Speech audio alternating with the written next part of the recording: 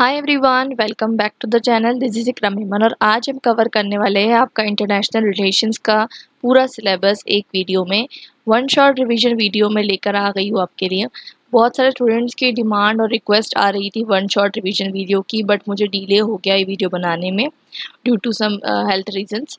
अब फाइनली जो है ये वीडियो मैं लेकर आ चुकी हूँ। ये वीडियो जो है इसमें आपको इंटायर सिलेबस आपका कवर हो जाएगा। इसके अलावा आपको जो है कोई भी तरीके की जो है आप कह सकते हैं वीडियो देखने की ज़रूरत नहीं पड़ेगी। और अगर आप चाहते हैं तो आप जाकर जो है यूट्यूब पे प्लेलिस्ट चेक कर सकते हैं इंटरनेशनल रिलेशंस की। वहाँ पर जो है आपको इंटायर प्लेलिस्ट जो है मिल जाएगी, ये देख सकते हैं आप। इंटरनेशनल रिलेशंस की इंटायर प्लेलिस्ट मैंने यहाँ पर अपलोड कर दी है और यहाँ पर जो है आपको ये सारे चैप्टर्स यहाँ पर मिल जाएंगे। और आपका दिल्ली थ्रू द एजेस का जो पेपर, अगर आपका हिस्ट्री है तो आपका जो पेपर है उसके लिए भी मैंने वन शॉट रिवीजन वीडियो और साथ साथ जो है इंपॉर्टेंट क्वेश्चंस की वीडियो बना दिए हैं। आई होप ये वीडियो देखने से पहले आपने इंपॉर्टेंट क्वेश्चंस का वीडियो देख लिया होगा, जो कि मैंने अपलोड कर दिया है। इंपॉर्टेंट क्वेश्चंस का वीडियो देखने से आपको ये आइडिया हो जाएगा कि किस तरीके के क्वेश्चंस आने वाले हैं एग्जामिनेशन में। यहाँ पर देखिए इंपॉर्टेंट क्वेश्चंस का वीडियो अपलोडेड है। और साथ ही जो है सबसे इम्पॉर्टेंट चीज़ आपको ये बता दूं, मैं आंसर राइटिंग के ऊपर एक डेडिकेटेड वीडियो जो है मैंने बनाया है, वो आप ज़रूर देखिएगा ताकि आप एग्जामिनेशन में आपको किस तरीके से आपके आंसर प्रेजेंट करने हैं वो आपको जो है पता चल जाए। तो आंसर राइटिंग का वीडियो जो है वो आप ज़रूर यहाँ पर जो है आपको प्लेलिस्ट में मिल जाएगा, आप जाकर चेकआउट कीजिए। तो शुरुआत करते हैं। सबसे पहले हमें समझना है कि इंटरनेशनल रिलेशंस होता क्या है। जैसे कि सिंपल सी डेफिनेशन अगर हम समझे तो इंटरनेशनल रिलेशन यानी कि नेशन स्टेट्स और नॉन स्टेट एक्टर्स के बीच में एक तरीके का जो रिलेशनशिप होता है, इंटरेक्शन होता है, इसे हम इंटरनेशनल रिलेशंस जो है कह सकते हैं। इंटरनेशनल रिलेशंस को अलग अलग तरीके से जो है डिफाइन किया जाता है स्कॉलर्स के द्वारा, वो भी हम पढ़ेंगे। तो अक्सर हम देखते हैं कि इंटरनेशनल रिलेशंस जो है वो वेस्टर्न हेजेमनी के अंदर जो है आ जाता है, क्योंकि वेस्टर्न जो है कंट्रीज़ जो है, यूरोपियन कंट्रीज़ जो है इस पे कहीं ना कहीं डोमिनेट करती है। इसे हम यूरोसेंट्रिज्म का फिनोमेना भी कहते हैं। इंटायरली हम यूरोसेंट्रिज्म क्या है उसके बारे में पढ़ेंगे आगे चलकर, तो अभी मैं ज़्यादा इसके बारे में डिस्कस नहीं करूँगी। तो इसके चलते ये जो आपसे आपका फर्स्ट टॉपिक होता है जिसमें हम पढ़ते हैं कि जो इमर्जेंस हुआ इंटरनेशनल रिलेशंस का, वो ट्रीटी ऑफ वेस्टफेलिया से हुआ। ये अपने आप में जो है एक यूरोसेंट्रिक स्टेटमेंट है। तो ट्रीटी ऑफ वेस्टफेलिया से इसका ओरिजिन माना जाता है, लेकिन ये एक यूरोसेंट्रिक ओरिजिन है। आप समझ पा रहे हैं मैं क्या कह रही हूँ कि ये जो है कहीं ना कहीं ऐसा बताया जाता है आपको कि इसका ओरिजिन यहाँ से हुआ है। लेकिन अगर हम देखें तो इससे पहले भी 2000-3000 साल पहले भी इस तरीके के जो पर्सपेक्टिव्स है, सॉवरेनिटी का जो कॉन्सेप्ट है, ये जो है दूसरी थर्ड वर्ल्ड कंट्रीज़ में एग्जिस्ट करता था। आगे जब पढ़ते जाएंगे तो आपको क्लियर हो जाएगा। और अक्सर जो है इंटरनेशनल रिलेशंस की एक आदत है कि उसने नॉन वेस्टर्न पर्सपेक्टिव्स को जो है इग्नोर कर दिया और उसने अपनी रिसर्च में जो है कभी भी नॉन वेस्टर्न पर्सपेक्टिव्स को जो है इंक्लूड नहीं किया। ठीक है, आज के टाइम पे इंटरनेशनल रिलेशंस की आप देखेंगे कि इंटरनेशनल रिलेशंस हमें क्यों पढ़ना है। ठीक है, अगर हम समझे इंटरनेशनल रिलेशंस पढ़ने की ज़रूरत क्या है, तो बहुत सारे रीजंस है इंटरनेशनल रिलेशंस को पढ़ने के लिए। एक क्वेश्चन इस पे आता है कि स्कोप क्या है, या why do we study IR, या फिर आता है कि आपको इंटरनेशनल रिलेशंस के मेजर इश्यूज़ क्या है। उस सब में आप ये चीज़ कवर कर सकते हैं कि मेजर इशू जो है इंटरनेशनल सिक्योरिटी इशू। आज के टाइम पे सिक्योरिटी इज़ वेरी इंपॉर्टेंट, चाहे वो ह्यूमन सिक्योरिटी हो, नेशनल सिक्योरिटी हो या इंटरनेशनल सिक्योरिटी। जब आपको फॉरेन पॉलिसी फ्रेम करनी है नेशंस की, उसके लिए इंटरनेशनल रिलेशंस की स्टडी बहुत ज़्यादा इंपॉर्टेंट है। टॉकिंग अबाउट ग्लोबलाइजेशन, तो ग्लोबलाइजेशन के लिए आज के टाइम पे जो है आप देखेंगे कि 1990s ऑनवर्ड्स इंडिया ने भी अपनी इकोनॉमी ओपन करी, और ग्लोबलाइजेशन आज के टाइम पे जो वर्ल्ड है वो ग्लोबल वर्ल्ड है। सारी चीज़ें जो है एक्सचेंज होती है, exchange of goods services MNCs के द्वारा। तो इस टाइम पे इंटरनेशनल रिलेशंस मेंटेन करके रखना बहुत ज़्यादा इंपॉर्टेंट है। इंटरनेशनल टूरिज़्म आजकल बढ़ चुका है और इसी के चलते हम देखेंगे कि इंटरनेशनल रिलेशंस की बहुत ज़्यादा इंपॉर्टेंस बढ़ चुकी है। फिर कुछ ऐसी चीज़ें होती हैं जिस पे आपको साथ में मिलके काम करना होता है, जैसे इंटरनेशनल एनवायरनमेंट। तो इंटरनेशनल एनवायरनमेंट जो है आपको वो देखने को मिलता है, वो भी एक इस तरीके का इशू है जिस पे जो है साथ में आके जो है कंट्रीज़ को काम करना ज़रूरी है। अगर हम समझे हैंस जे मॉर्गेंतो की definition of basically international relations क्या है, तो बेसिकली अपनी बुक में बताते हैं politics among nation the struggle for power and peace में कि international relation struggle for power है अमॉन्ग नेशन। तो पावर के टर्म्स में डिफाइन करते हैं कि international relation is struggle for power among nations. अगर हम चार्ल्स क्रिल्चर की डेफिनेशन देखें तो वो कहते हैं कि IR as a relation among state, इस तरीके से वो डेफिनेशन देते हैं इंटरनेशनल रिलेशंस की। चार्ल्स रेनॉल्ड की बात करें तो बताते हैं कि आईआर जो है मैकेनिज्म है जिसकी वजह से कॉन्फ्लिक्ट डेवलप भी होते हैं और सेटल भी होते हैं। देखिए कॉन्फ्लिक्ट डेवलप भी तब होंगे ना जैसे कि दो बर्तन रहे, दो से ज़्यादा बर्तन रहे तो बोलते हैं ना कि साथ में टकराएंगे, तो वैसे कॉन्फ्लिक्ट डेवलप भी होते हैं और सेटल भी होते हैं। तो डिफरेंट डेफिनेशन से अगर आपसे पूछा जाए व्हाट इज़ आईआर तो आप डिफरेंट स्कॉलर्स की डेफिनेशन कोट कर सकते हैं।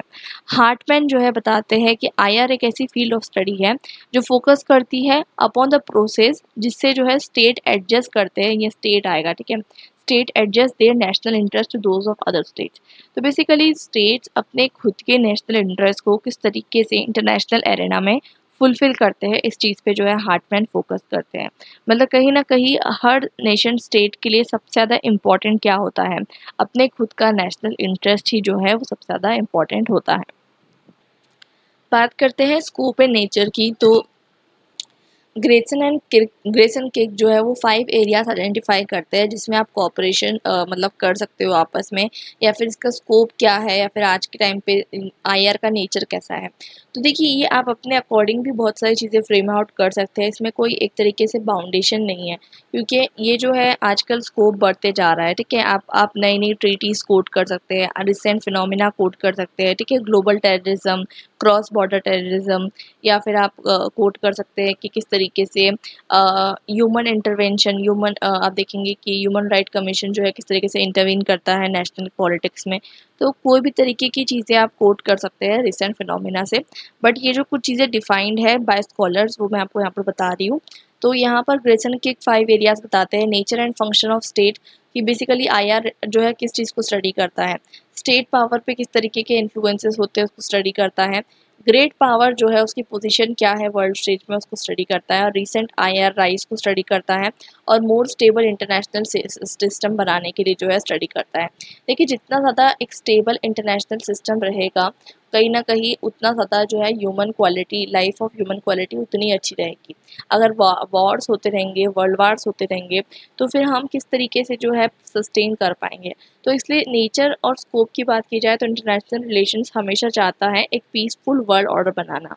अब वो अलग बात है कि रियलिस्ट की अप्रोच अलग है, लिबरल्स की अप्रोच अलग है पीसफुल वर्ल्ड बनाने के लिए, और फेमिनिस्ट की अप्रोच अलग है, मार्क्सिस्ट की अप्रोच अलग है, लेकिन सबकी अप्रोच क्या है रहेगी कि हमेशा हमें क्या करना है, एक स्टेबल इंटरनेशनल ऑर्डर बनाना है। बात करते हैं, आगे चलते हैं, हम बात करते हैं पेरिस कॉन्फ्रेंस जो होती है जिसमें इंटरनेशनल पॉलिटिकल साइंस एसोसिएशन मिलती है 1948 में पेरिस कॉन्फ्रेंस में। वो बताते हैं, वहाँ पर स्कॉलर डिसाइड करते हैं कि आईआर के अंदर बहुत सारी चीज़ें जो है इंक्लूडेड रहेगी, जैसे कि international administration, international law, international politics and international organization. वैसे ही जो है कार्ल ड्यूज बताते हैं कि आज के टाइम पे हमें बहुत सारी चीज़ों को देखना है, जैसे कि global challenge, power, global relation, global interdependence, state, poverty, ठीक है, आइडेंटिटी, ये सब चीज़ें क्या है, इंपॉर्टेंट फैक्टर्स है इंटरनेशनल रिलेशंस के। नेशनल पावर की बात की जाए तो नेशनल पावर विंसेंट बार्कर बताते हैं कि क्या क्या इंपॉर्टेंट एरियाज है ऑफ इंटरनेशनल रिलेशंस। तो बताते हैं कि कंपोनेंट्स ऑफ नेशनल पावर एक इम्पॉर्टेंट एरिया है, ठीक है, और resources to advance national income एक इम्पॉर्टेंट एरिया है, nature and strength to global politics एक इम्पॉर्टेंट एरिया है, politics and social economic structure of international life एक इम्पॉर्टेंट एरिया है, limits and control of national power, foreign policies of major power.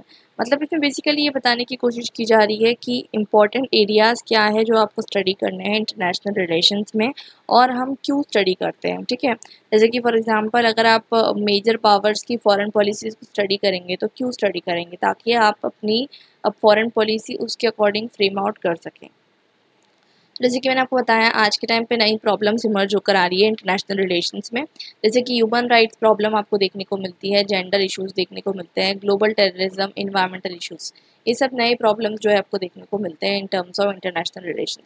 इसके अलावा भी आप बहुत सारे लिख सकते हैं, मैं आपको अगेन कह रही हूँ, ठीक है, कोई लिमिटेशन नहीं है, आपको जो भी चीज़ें न्यूज़ में मिलती है आप इंक्लूड कर सकते हैं। बेलीज एंड स्मिथ जो है इंटरनेशनल रिलेशंस के कुछ एरियाज़ को मतलब बताते हैं कि इंपॉर्टेंट है। वो बताते हैं नेशन स्टेट जो है वो एक मेजर एक्टर है। कभी भी इंटरनेशनल रिलेशंस में मेजर एक्टर कौन रहेगा? नेशन स्टेट रहेंगे। ये जो है बेलीज एंड स्मिथ बताते हैं। Existence of non state actors तो रहेंगे, लेकिन मेजर एक्टर्स कौन रहेंगे? नेशन स्टेट रहेंगे। और नॉन स्टेट एक्टर्स कौन है? वर्ल्ड बैंक, WTO, ठीक है, IMF, ठीक है, ट्रांसनेशनल कॉरपोरेशंस, MNCs। पावर जो है एक बहुत ही इंपॉर्टेंट कॉन्सेप्ट रहेगा in terms of international relations. बिना पावर के जो है कोई भी मतलब थ्योरी जो है अपने आप को स्टैब्लिश नहीं कर पाएगी। मतलब ये है कि अगर लिबरलिज्म भी आता है तो वो पावर को डिफाइन करेगा, अगर वो रियलिज्म भी आता है तो पावर को डिफाइन करेगा। सिक्योरिटी की बात की जाए तो सबसे इंपॉर्टेंट कंसर्न ये रहेगा कि सिक्योरिटी मेंटेन करनी है। सिक्योरिटी क्या होती है? Absence of threat. Foreign policies of major power एक बहुत ही इंपॉर्टेंट जो है फैक्टर रहेगा। साथ साथ इंटरनेशनल पॉलिटिकल इकोनॉमी एक बहुत इंपॉर्टेंट फैक्टर रहेगा। फिर बात करते हैं ग्लोबलाइजेशन की, इंटरनेशनल इन्वायरमेंट की। तो ये सब ऐसे एरियाज है जिसमें आप कॉपरेशन जो है कर सकते हो। इंटरनेशनल टेररिज्म बहुत सारी चीज़ों पे बेस्ड जो है इंटरनेशनल टेररिज्म हमें देखने को मिलता है, तो उसके रिगार्डिंग जो है बात की जाएगी। इंटरनेशनल हेल्थ एंड मेडिसिन, जैसे कि रिसेंट टाइम्स में आप देखेंगे कि कोविड-19, फिर आप देखेंगे उसके पहले इबोला, N1H1। तो वैक्सीन्स वगैरह बनाने के लिए या फिर मेडिसिन या हेल्थ के उसमें कॉपरेशन करने के लिए कहीं ना कहीं जो है स्टेट जो है वो साथ में आ सकते हैं। तो ये एक एरिया ऑफ कॉपरेशन है और इसमें जो है स्कोप है मतलब इंटरनेशनल रिलेशंस का, ये जो है यहाँ पर बताया जा रहा है। इंटरनेशनल रिलेशंस के कुछ गोल्स भी होते हैं अचीव करने के लिए, जैसे कि सबसे इम्पोर्टेंट गोल ये होता है कि कॉन्फ्लिक्ट मतलब झगड़ा अगर हो रहा है उसका कॉज क्या है और उसको आइडेंटिफाई करके फिर उसको जो है ठीक करना ताकि शांति बनी रहे। तो ये सबसे इम्पोर्टेंट गोल है इंटरनेशनल रिलेशंस का। दूसरी चीज़ ये है कि आपको ये देखना है कि पावर पावर किस तरीके से इंटरनेशनल रिलेशंस में स्टेबल है। जैसे कि हम अभी आगे पढ़ेंगे आपको पता चलेगा कि एक जो वर्ल्ड ऑर्डर है वो वर्ल्ड ऑर्डर किस तरीके से ट्रांजिशन हो रहा है। पहले कोल्ड वार पीरियड में बायपोलर वर्ल्ड ऑर्डर था, उसके बाद यूनिपोलर वर्ल्ड ऑर्डर था और अब धीरे धीरे मल्टीपोलर वर्ल्ड की तरफ हम बढ़ रहे हैं। तो ये एक तरीके से पावर को स्टडी करना एक बहुत इंपॉर्टेंट गोल है इंटरनेशनल रिलेशंस का। और नेचर ऑफ स्टेट किस तरीके से चेंज हो रहा है, नॉन स्टेट एक्टर्स के प्रेजेंस में, वो भी हमें पढ़ना है। कोऑपरेशन बनाए रखना एक बहुत इंपॉर्टेंट जो है इशू रहा है हमेशा से इंटरनेशनल रिलेशंस के अंदर। इंटरनेशनल और रीजनल ऑर्गेनाइजेशन का क्या रोल है ये भी आपको स्टडी करना बहुत ज़्यादा इंपॉर्टेंट है।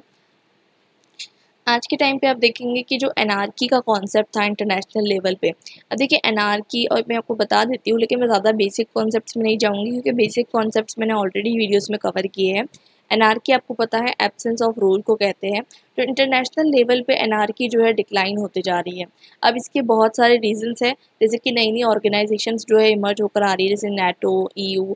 अब यूनाइटेड नेशंस ही आप देख लीजिए, तो वो कुछ फ्रेमवर्क उन्होंने दिया है कि आपको उसके अंदर काम करना है, ठीक है। तो इसलिए एनार्की अब नहीं रही है, ऐसा नहीं कह सकते आपकी कंप्लीट एनार्की है इंटरनेशनल लेवल पे।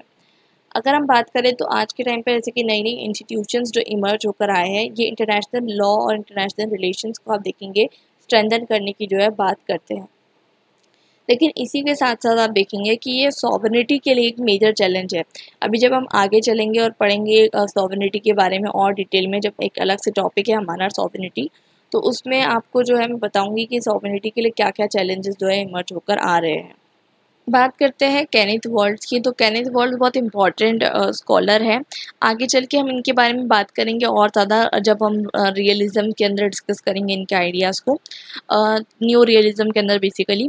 तो ये जो है 3 लेवल ऑफ एनालिसिस देते हैं अपनी बुक में, man, the state and war. तो 3 लेवल ऑफ एनालिसिस है क्या? बेसिकली 3 लेवल ऑफ एनालिसिस ये बताता है कि कोई भी झगड़ा, कोई भी वॉर होता है तो उसके पीछे 3 जो है रीजंस हो सकते हैं। 3 रीजंस या फिर आप कह सकते हैं 3 तरीके से उसको देखने के अप्रोचेस हो सकते हैं, ठीक है।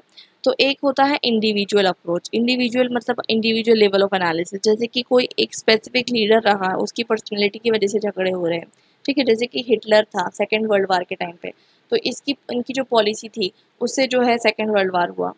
तो ये इंडिविजुअल लेवल ऑफ एनालिसिस है। स्टेट लेवल ऑफ एनालिसिस मतलब समझिए हर स्टेट जो है अपने आप में एक रिलीजन को, एक कल्चर को कैरी करता है। अब दूसरा एक रिलीजन है, उसको वो पसंद, दूसरा एक रिलीजन है, दूसरा एक स्टेट है, उसको वो पसंद नहीं आ रहा है, तो इसलिए वो क्या करेगा, कहीं ना कहीं उसको डिस्टर्ब करने की कोशिश करेगा। और यही हमें देखने को मिलता है जब इराक का इन्वेशन होता है बाय यूनाइटेड स्टेट्स, ठीक है। तो इस तरीके की चीज़ें हमें देखने को मिलती है कि कहीं ना कहीं एक स्टेट दूसरे स्टेट से जो लड़ता है वो सिर्फ और सिर्फ इकोनॉमिक रीजंस की वजह से नहीं लड़ता, कल्चरल रीजंस भी हमें देखने को वहाँ पर मिलते हैं। थर्ड रीज़न जो है वो है सिस्टम। तो सिस्टम लेवल एनालिसिस मतलब पूरा वर्ल्ड सिस्टम आपको एक साथ देखना है। वर्ल्ड सिस्टम कैसा होता है मैं आपको बता दूँ। तो जैसे कि समझिए कि हमारा जो वर्ल्ड है, ठीक है, हमारा जो वर्ल्ड है, जब हमारा वर्ल्ड यूनिपोलर वर्ल्ड था, मतलब जब हमारा वर्ल्ड बायोपोलर वर्ल्ड था, ठीक है, दो मेजर पावर्स थी वर्ल्ड में, ठीक है।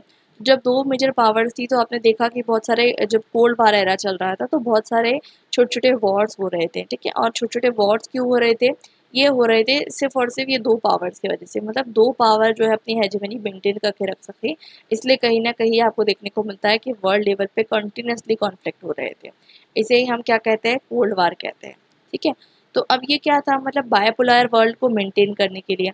अब वैसे ही आपको देखने को मिलता है जब ये जो सिस्टम है ख़त्म हुआ कोल्ड वार का 1990 में, अब यूनिपोलर वर्ल्ड इमर्ज होकर आया। अब यूनिपोलर वर्ल्ड इमर्ज होकर आया तो यूएस ने सोचा कि मेरी हेजेमनी बनाने के लिए मैं जो है जो भी करना चाहूँ मैं कर सकता हूँ, ठीक है। और यही चीज़ें आपको देखने को मिलती है। इराक इन्वेजन वो करता है, ठीक है, और बहुत सारी चीज़ें अनजस्ट वो करता है, बट उसको कोई कुछ कह नहीं सकता, ठीक है। तो कहने का मतलब यहाँ पर ये है कि जो यूनाइटेड स्टेट्स जो है अब यूनिपोलर स्ट्रक्चर को मेंटेन करने के लिए किसी पे भी अटैक कर सकता है। वैसे ही आप देखेंगे रशिया और यूक्रेन का जो कॉन्फ्लिक्ट हुआ, रशिया यूक्रेन कॉन्फ्लिक्ट को हम इसलिए काउंट कर सकते हैं क्योंकि देखिए रशिया जो है नहीं चाहता था कि यूक्रेन जो है क्या करे, उसको छोड़कर दूसरी पार्टी ज्वाइन करे। तो ये चीज़ जो है मतलब कहीं ना कहीं सिस्टम को मेंटेन करने के लिए जो है इससे जो है ये भी एक झगड़े का कॉज हो सकता है। अब बात करते हैं यूरोसेंट्रिज्म एंड इंटरनेशनल रिलेशंस। तो बहुत ही इंपॉर्टेंट टॉपिक है यूरोसेंट्रिज्म, और ये शॉर्ट नोट्स में आपको आ सकता है और सिर्फ एग्ज़ाम पर्सपेक्टिव से इम्पॉर्टेंट नहीं है। आपको हर चीज़ एग्ज़ाम पर्सपेक्टिव से नहीं पढ़नी है, आपको जो है नॉलेज के हिसाब से भी देखेंगे आप। तो यूरोसेंट्रिज्म को समझना आपके लिए बहुत इंपॉर्टेंट है, ठीक है। किस तरीके से आपकी डेली लाइफ को यूरोसेंट्रिज्म जो है इम्पैक्ट कर रहा है वो भी आपको समझने की ज़रूरत है। तो यहाँ पर हम यूरोसेंट्रिज्म के बारे में डिस्कस करेंगे और आगे जब हम ग्लोबल आयर का जो हमारा चैप्टर है वहाँ डिस्कस करेंगे तो वहाँ भी हम यूरोसेंट्रिज्म के बारे में डिटेल में डिस्कस करेंगे। पहले बात करते हैं कि यूरोसेंट्रिज्म की जो एंटायर आइडियोलॉजी है, ठीक है, मैं वो आपको यहाँ पर नहीं समझाने वाली क्योंकि ये जो है यूरोसेंट्रिज्म मैंने आपको कंपैरेटिव पॉलिटिकल एनालिसिस में भी समझाया था। यूरोसेंट्रिज्म जो है एक बहुत ही ज़्यादा जो है डिटेल टॉपिक है। यूरोसेंट्रिज्म बेसिकली ये है कि हर चीज़ में यूरोप को सेंटर में रखना, ये जो है यूरोसेंट्रिज्म की आइडियोलॉजी है। और इसी को जो है इंटरनेशनल रिलेशंस में किस तरीके से हम पढ़ने वाले हैं वो मैं आपको बताऊंगी। तो बेसिकली होता क्या है कि जितने भी इवेंट्स हुए हैं अभी तक के जो हिस्ट्री है, जैसे कि आपको बताया जाता है कि वर्ल्ड वार 1 हुआ है, वर्ल्ड वार 2 हुआ है, तो इसे जो है कहीं ना कहीं यूरोपियन के कंटेक्स्ट में जो है आपको देखने को मिलता है कंस्ट्रक्ट किया गया है। इट मीन्स दैट कि जैसे हम वर्ल्ड वार 1 कहते हैं उसमें सारी कंट्रीज इन्वॉल्व भी नहीं थी, तो हम उसे वर्ल्ड वार 1 क्यों कहते हैं? इसलिए कहते हैं क्योंकि उसमें यूरोपियन कंट्रीज इन्वॉल्व थी, ठीक है। सिमिलरली हमें देखने को मिलता है 1945 से लेकर 1990 का जो पीरियड था जिसे हम कोल्ड वार एरा कहते हैं, इसमें मतलब उसको कहते हैं लॉन्ग पीस एरा। लेकिन ये लॉन्ग पीस नहीं थी, शांति नहीं थी। अगर आप देखिए इस टाइम पीरियड में इंडिया पाकिस्तान पार्टीशन होता है, इस टाइम पीरियड में आप देखिए इंडिया पाकिस्तान वॉर होता है, इंडिया चाइना का वॉर होता है, ठीक है।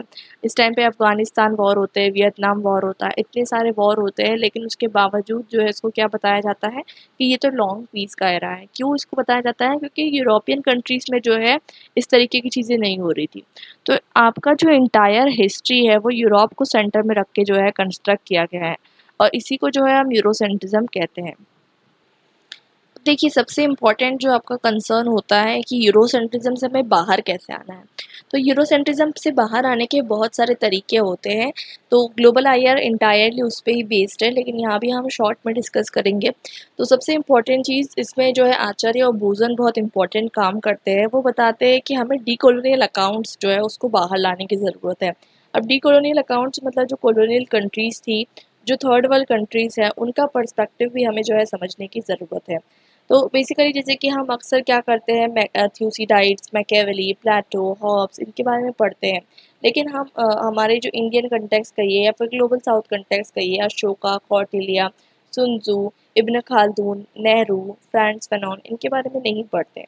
क्यों नहीं पढ़ते? क्योंकि ये यूरोसेंट्रिज्म है, ठीक है। ये जो बुक्स है जो लिखी गई है, अगर आप देखेंगे मेजॉरिटी जो स्कॉलर्स हैं ये सब कौन से स्कॉलर्स हैं, ये सब वेस्टर्न स्कॉलर्स हैं और ये उनकी कंट्रीज़ के रिस्पेक्ट में जो है आपको थ्योरी देते हैं और वही थ्योरी आप जो है पढ़ते रहते हैं। तो आर्चर एंड बूजन यही बताते हैं कि ज़रूरत क्या है कि हम जो है कहीं ना कहीं ये जो प्लूरलिज्म है इंटरनेशनल रिलेशंस में इसको रिस्पेक्ट करें और ये जो ग्रैंड नरेटिव बनाया गया है यूरोसेंट्रिज्म का, इसको चैलेंज करने की जो है हमें ज़रूरत है। और रेंगर बताते हैं कि ये किस तरीके से हो सकता है, जब आप इफ़ेक्टिव मीन्स ऑफ डायलॉग आपस में जो है नई नई अप्रोचेस को डेवलप करने के लिए आपस में डिस्कशन डिबेट की ज़रूरत है। और थर्ड वर्ल्ड कंट्रीज़ जो है कहीं ना कहीं इस चीज़ में पीछे रह जाती है, क्योंकि आपको देखने को मिलता है कि यूरोपियन कंट्रीज़ अब बहुत ज़्यादा डेवलप्ड थी ऑलरेडी, बहुत ज़्यादा जो है आपको देखने को मिलता है और उनका एक हेड स्टार्ट उनको मिला था जो थर्ड वर्ल्ड कंट्रीज़ को नहीं मिल पाया। इस वजह से ये जो है थ्योरी डेवलपिंग में भी जो है पीछे रह गई। थोड़ा इंडियन आयर के बारे में पढ़ लेते हैं। इंडियन आयर के बारे में पढ़े तो बताया जाता है, गौतम कहते हैं कि इंडियन ट्रेडिशन में पॉलिटिकल हिस्ट्री जो है लिखी नहीं गई है क्रोनोलॉजी के साथ। ये एक इम्पोर्टेंट जो है आप कह सकते हैं कि डेफिसिट है, इस वजह से इंडियन आयर जो है थोड़ा सा बैकवर्ड है। ठीक है, और हमें जो है इंडियन थ्योरीज डेवलप करने की कोशिश करनी पड़ेगी, क्योंकि अब अगर हम आज के टाइम पे ये देखा जा रहा है, जैसे कि आपके सिलेबस में भी आप देखेंगे हर जगह कौटिल्य है, हर जगह इंडियन थ्योरीज को इंक्लूड करने की बात हो रही है। तो ये ऐसा इसलिए किया जा रहा है ताकि आपको वेस्टर्न हेजेमनी से जो है हटाकर आप देख सकते हैं कि एक अल्टरनेट पर्सपेक्टिव जो है दिया जाए। सिमिलरली अगर आप बात करें कि कौटिल्य की थ्योरी के बारे में, कौटिल्य की थ्योरी डिटेल में हम वापस ग्लोबल आयर में डिस्कस करेंगे, यहाँ पर मैं आपको शॉर्ट में बता रही हूँ। तो कौटिल्य जो है एक रियलिस्ट माने जाते थे, उन्होंने एक मंडल थ्योरी दी थी। मंडल थ्योरी एक वेरी इंपॉर्टेंट थ्योरी है जिसमें वो बताते हैं सर्कल ऑफ स्टेट्स के थ्रू बताते हैं कि किस तरीके से जो दुश्मन का दुश्मन होता है वो दोस्त होता है, वो बताते हैं। इट मीन्स दैट वो बताते हैं कि जो बीच में है, सेंटर में है, वो मतलब एक किंग है और उसके बाहर आसपास जितने भी एक सर्कल ऑफ स्टेट है, एक तो सबसे बाहर जो नेबर रहेगा वो दुश्मन रहेगा, सबसे पहले वो बताते हैं। फिर दुश्मन के बाहर जो रहेगा वो क्या रहेगा, दोस्त रहेगा। फिर उसके बाहर जो रहेगा वो दुश्मन रहेगा। ठीक है, मतलब वो इस तरीके से जो है डिफाइन करते हैं। तो बीच में जो है एक तो विजिक्सु मतलब एक राइटियस किंग रहेगा, फिर उसके बाद उसके फ्रेंड्स रहेंगे, अरी रहेंगे। ठीक है, तो ये एक तरीके से डिफाइन करते हैं और ये एक बहुत ही डिटेल्ड थ्योरी है, वो आपके सिलेबस का डिटेल पार्ट नहीं है तो हम उतना डिटेल में वहाँ नहीं जाएंगे। ठीक है, और यहाँ तक कि वो बताते हैं कि एक अलग अलग टर्म्स वो देते हैं डिफाइन करने के लिए, जैसे कि वो बताते हैं कुछ किंग्स जो रहेंगे वो न्यूट्रल रहेंगे, वो किसी भी तरफ जो है फेवर हो सकते हैं, न्यूट्रल किंग्स के बारे में बताते हैं। और उनकी जो अप्रोच थी वो रियलिस्ट अप्रोच मानी जाती है, क्योंकि आप देखेंगे कि उनके अप्रोच में जो है वो कहते हैं कि हमें वॉर करना है, वायलेंस करना है ताकि हम पावर गेन कर सकें। एक एक्सपांशनिस्ट स्ट्रेटेजी होती है ना कि आपको अपना एम्पायर बढ़ाते रहना है, तो वो उनकी स्ट्रेटेजी थी। अगर हम सिर्फ कौटिल्य के अर्थशास्त्र पढ़ने लग जाएंगे तो हमें ऐसा नहीं होगा कि बहुत अच्छे से थ्योरी बन के निकल जाएगी। ठीक है, हमें उसके लिए बहुत ज़्यादा कहीं ना कहीं क्रिटिकल अंडरस्टैंडिंग देखना पड़ेगा, डिबेट करना पड़ेगा, उसमें से फैक्ट्स निकालने पड़ेंगे। ठीक है, क्योंकि सिर्फ पढ़ लेने से जो है आपको नहीं समझ में आएगा, जब तक वो थ्योरी को जो है आप इंटरनेशनल रिलेशंस पे एप्लीकेबल कैसे करेंगे ये आपको नहीं समझ में आएगा, जब तक आप कोई थ्योरी डेवलप नहीं कर सकते। वैसे ही जो है दत्ता राय बताते हैं मेकिंग ऑफ इंडियन डिप्लोमेसी में, उन्होंने जो है बहुत काम किया है इस रिगार्ड में, इंडियन थ्योरीज डेवलप करने में। सिमिलरली गौतम गुप्ता और मिश्रा ने जो है इंडिजिनियस हिस्टोरिकल नॉलेज पे अपनी बुक में लिखा है, उसमें उन्होंने बहुत कुछ बताया। और निवेदिता चड्ढा बेहरा और आचार्य भूषण ने भी जो बताया है कि क्यों कोई western international non western international theory क्यों नहीं एग्जिस्ट करती। तो ये जो डिटेल्ड है कि क्यों कोई वेस्टर्न नॉन वेस्टर्न आईआरटी जो है एग्जिस्ट नहीं करती, अभी हम इसको ग्लोबल आईआर में डिस्कस करेंगे। तो हमारा जो पहला चैप्टर था उसमें हमारा सिर्फ कंसर्न ये था कि हम कुछ इंडियन अकाउंट्स के बारे में समझे और ये समझे कि ये जो आप इंटरनेशनल रिलेशंस पढ़ने वाले हैं, लिबरलिज्म, मार्क्सिज्म, रियलिज्म, ठीक है, तो ये सब जो है इंडियन कंटेक्स्ट में नहीं है, ये सब वेस्टर्न हेजेमनी में है और ये सब यूरोसेंट्रिक है। वैसे ही जो है नवनीता चड्ढा बेहरा बताती है अपने आर्टिकल में कि globalization and de globalization of knowledge production, मतलब वो कहती है कि सबसे ज़्यादा इम्पॉर्टेंट चीज़ क्या है, अगर आपको आईआर जो है उसको डीकोलोनाइज करना है, ठीक है, तो आपको रीजनल लेवल पे काम करना होगा, आपको प्रोविंशियल लेवल पे काम करना होगा। तो मतलब वो कहती है कि इंडियन आईआर को क्या ज़रूरत है, इंडियन आईआर को ज़रूरत है कि कहीं ना कहीं जो एक आप कह सकते हैं नॉलेज प्रोडक्शन पे एक तरीके का डोमिनेंस है वेस्ट का, उसको चैलेंज करने की ज़रूरत है। अब बात करते हैं कुछ और पर्सपेक्टिव्स की, जो कि इंडियन पर्सपेक्टिव्स जो है उभर कर आ सकते हैं। जैसे नीति और न्याय का जो कॉन्सेप्ट है, आपने सेमेस्टर 1 में पढ़ा होगा, आई होपफुली मैंने आपको तब पढ़ाया था। जस्ट स्टेट का जो कॉन्सेप्ट हमारे इंडिया के अंदर आता है, तो वो जो है जैसे कि अभी के टाइम पे रॉल्स थ्योरी ऑफ जस्टिस आती है, लेकिन 1971 में, लेकिन ये आइडिया बहुत पहले जो है एग्जिस्ट करता है सोसाइटी में, लेकिन इसको इग्नोर कर दिया गया है। वैसे ही कौटिल्य का जो धर्म चक्र वाला आइडिया है, इसे भी जो है इग्नोर कर दिया गया है। साथ साथ बहुत सारी ऐसी वैल्यूज़ हैं जो कि ऑलरेडी एग्जिस्ट करती थी, जैसे security, peace, justice, universal brotherhood, tolerance, non interference, लेकिन ये सब आइडियोलॉजीज़ और ये सब आइडियाज़ को भी जो है इग्नोर कर दिया गया है, इसके बारे में बात नहीं की जा रही है।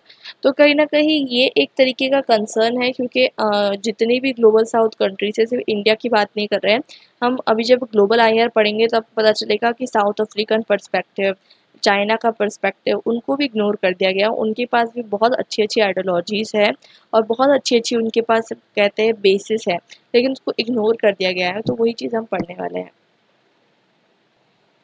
यहाँ पर बताया जा रहा है कि कौटिल्य का जो आइडिया था वो था चक्रवर्ती राजा का आइडिया था, मतलब यूनिवर्सल राइटियसनेस पे बेस्ड एक राजा रहेगा जो कि जस्ट काम करेगा, मतलब इनजस्टिस नहीं करेगा वो, कहीं ना कहीं ये चीज़ जो है इंश्योर करनी है। और वॉर को जो है मतलब बिल्कुल लास्ट में रखेंगे कि अगर कुछ भी काम नहीं हो रहा है तो फिर वॉर आपको अडॉप्ट करना है। तो ये जो है आपको देखने को मिलता है कि कौटिल्य की आइडियोलॉजी थी। अगर हम बात करें कि हमें जो इंटरनेशनल रिलेशंस है, इसका ओरिजिन अगर हम ट्रेस करें कि कैसे इसका ओरिजिन होता है, तो सबसे पहले आपको इसका देखने को मिलता है वो है थियोसिडाइड्स के वर्क में, जो कि 460 बीसी में एग्जिस्ट करते थे। सोच सकते हैं आप कितना पुराना वर्क है। उन्होंने जो है वर्क लिखा था, द हिस्ट्री ऑफ पेलोपोनेशियन वार। तो उन्होंने इसमें बताया था कि एथेंस एंड स्पार्टा जो है बेसिकली ग्रीक सिटीज़, तो बताते हैं कि किस तरीके से जो है आपस में जो है कॉन्फ्लिक्ट जनरेट होता है। ठीक है, एक पावरफुल होता है और एक वीक होता है, दोनों के बीच में आपको देखने को मिलता है कॉन्फ्लिक्ट जनरेट होता है। इस बारे में वो बताते हैं। तो ये सबसे ज़्यादा अर्लीस्ट वर्क कंसिडर किया जाता है। Secondly, Barry Buzan and Richard Little 3005 बताते हैं कि Barry Buzan and Richard Little बताते हैं कि 3500 बीसी के अंदर आईआर जो है एग्जिस्ट करता था। अब वो सुमेरियन स्टेट का एग्जांपल देते हैं। अब सुमेरियन स्टेट से आपको कुछ याद आ रहा होगा अगर आपने हिस्ट्री अच्छे से पढ़ी है। जो इंडियन सिविलाइजेशन थी, इंडियन आप देख सकते हैं इंडस सिविलाइजेशन। तो इंडियन सिविलाइजेशन के कंटेम्प्रेरी जो सिविलाइजेशन था वो था सुमेरियन स्टेट। ठीक है, तो वो रिचार्ड लिटिल बताते हैं कि उस टाइम से जो है इंटरनेशनल रिलेशंस एग्जिस्ट करता है। और जो वर्क है कौटिल्य का अर्थशास्त्र का, डेफिनेटली उसमें बहुत सारी चीज़ें हमें ऐसी देखने को मिलती है जो इंटरनेशनल रिलेशंस के बारे में है। तो वो भी जो है हम कह सकते हैं कि बेसिस है इंटरनेशनल रिलेशंस का।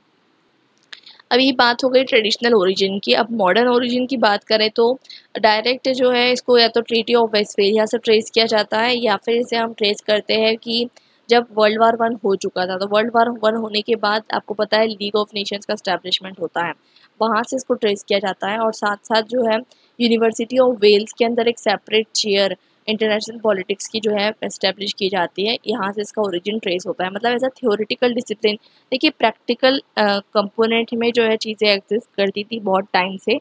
पब्लिक एडमिनिस्ट्रेशन भी बहुत टाइम से एग्जिस्ट करता था, लेकिन जब थ्योरेटिकली इसको कब पढ़ना शुरू हुआ, ये जो है आपको समझना है। वैसे ही 1920 के अंदर लंदन स्कूल ऑफ इकोनॉमिक्स जो है इंडिपेंडेंट चेयर जो है एस्टेब्लिश करती है इंटरनेशनल रिलेशंस के लिए in the name of Philip Noel baker.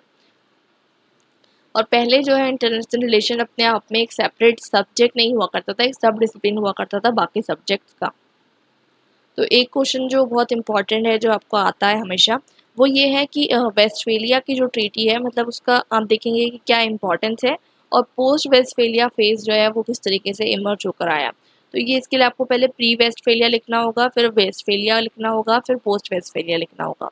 तो ये मैं आपको यहाँ पर समझा देती हूँ, बहुत ईजी सा कॉन्सेप्ट है। तो देखिए प्री वेस्टफेलिया जो है, मतलब पहले के टाइम पे भी स्टेट एग्जिस्ट करते थे बट उनकी सुप्रीमेसी नहीं होती थी। अगर हम बात करें तो ग्रीक सिटी स्टेट्स की बात कर लें, या फिर उसके बाद हम रोमन एम्पायर की बात कर लें, तो कहीं ना कहीं देखने को हमें मिलता है कि स्टेट्स होते थे, लेकिन स्टेट के ऊपर जो अल्टीमेट पावर है वो किसकी होती थी, एम्पायर की होती थी। तो एम्पायर जो है वो आपको पता है क्या होता है, जैसे कि एक स्टेट है, ठीक है, एक स्टेट ने दूसरे स्टेट के ऊपर कैप्चर करके अपनी पावर जो है इस तरीके से स्टैब्लिश करते जा रहा है कि हर स्टेट पे जो है वो अपनी पावर स्टैब्लिश कर चुका है। ठीक है, तो ये जो है एक तरीके का एम्पायर सिस्टम आपको देखने को मिलता है, जो कि रोमन एम्पायर एक one of the great empire था। उसके बाद जब वो एम्पायर ख़त्म होता है तो दो एम्पायर्स में वो जो है बढ़ जाता है, एक वेस्टर्न यूरोप के अंदर और एक ईस्टर्न एम्पायर जिसको हम बाइजेंटाइन एम्पायर कहते हैं।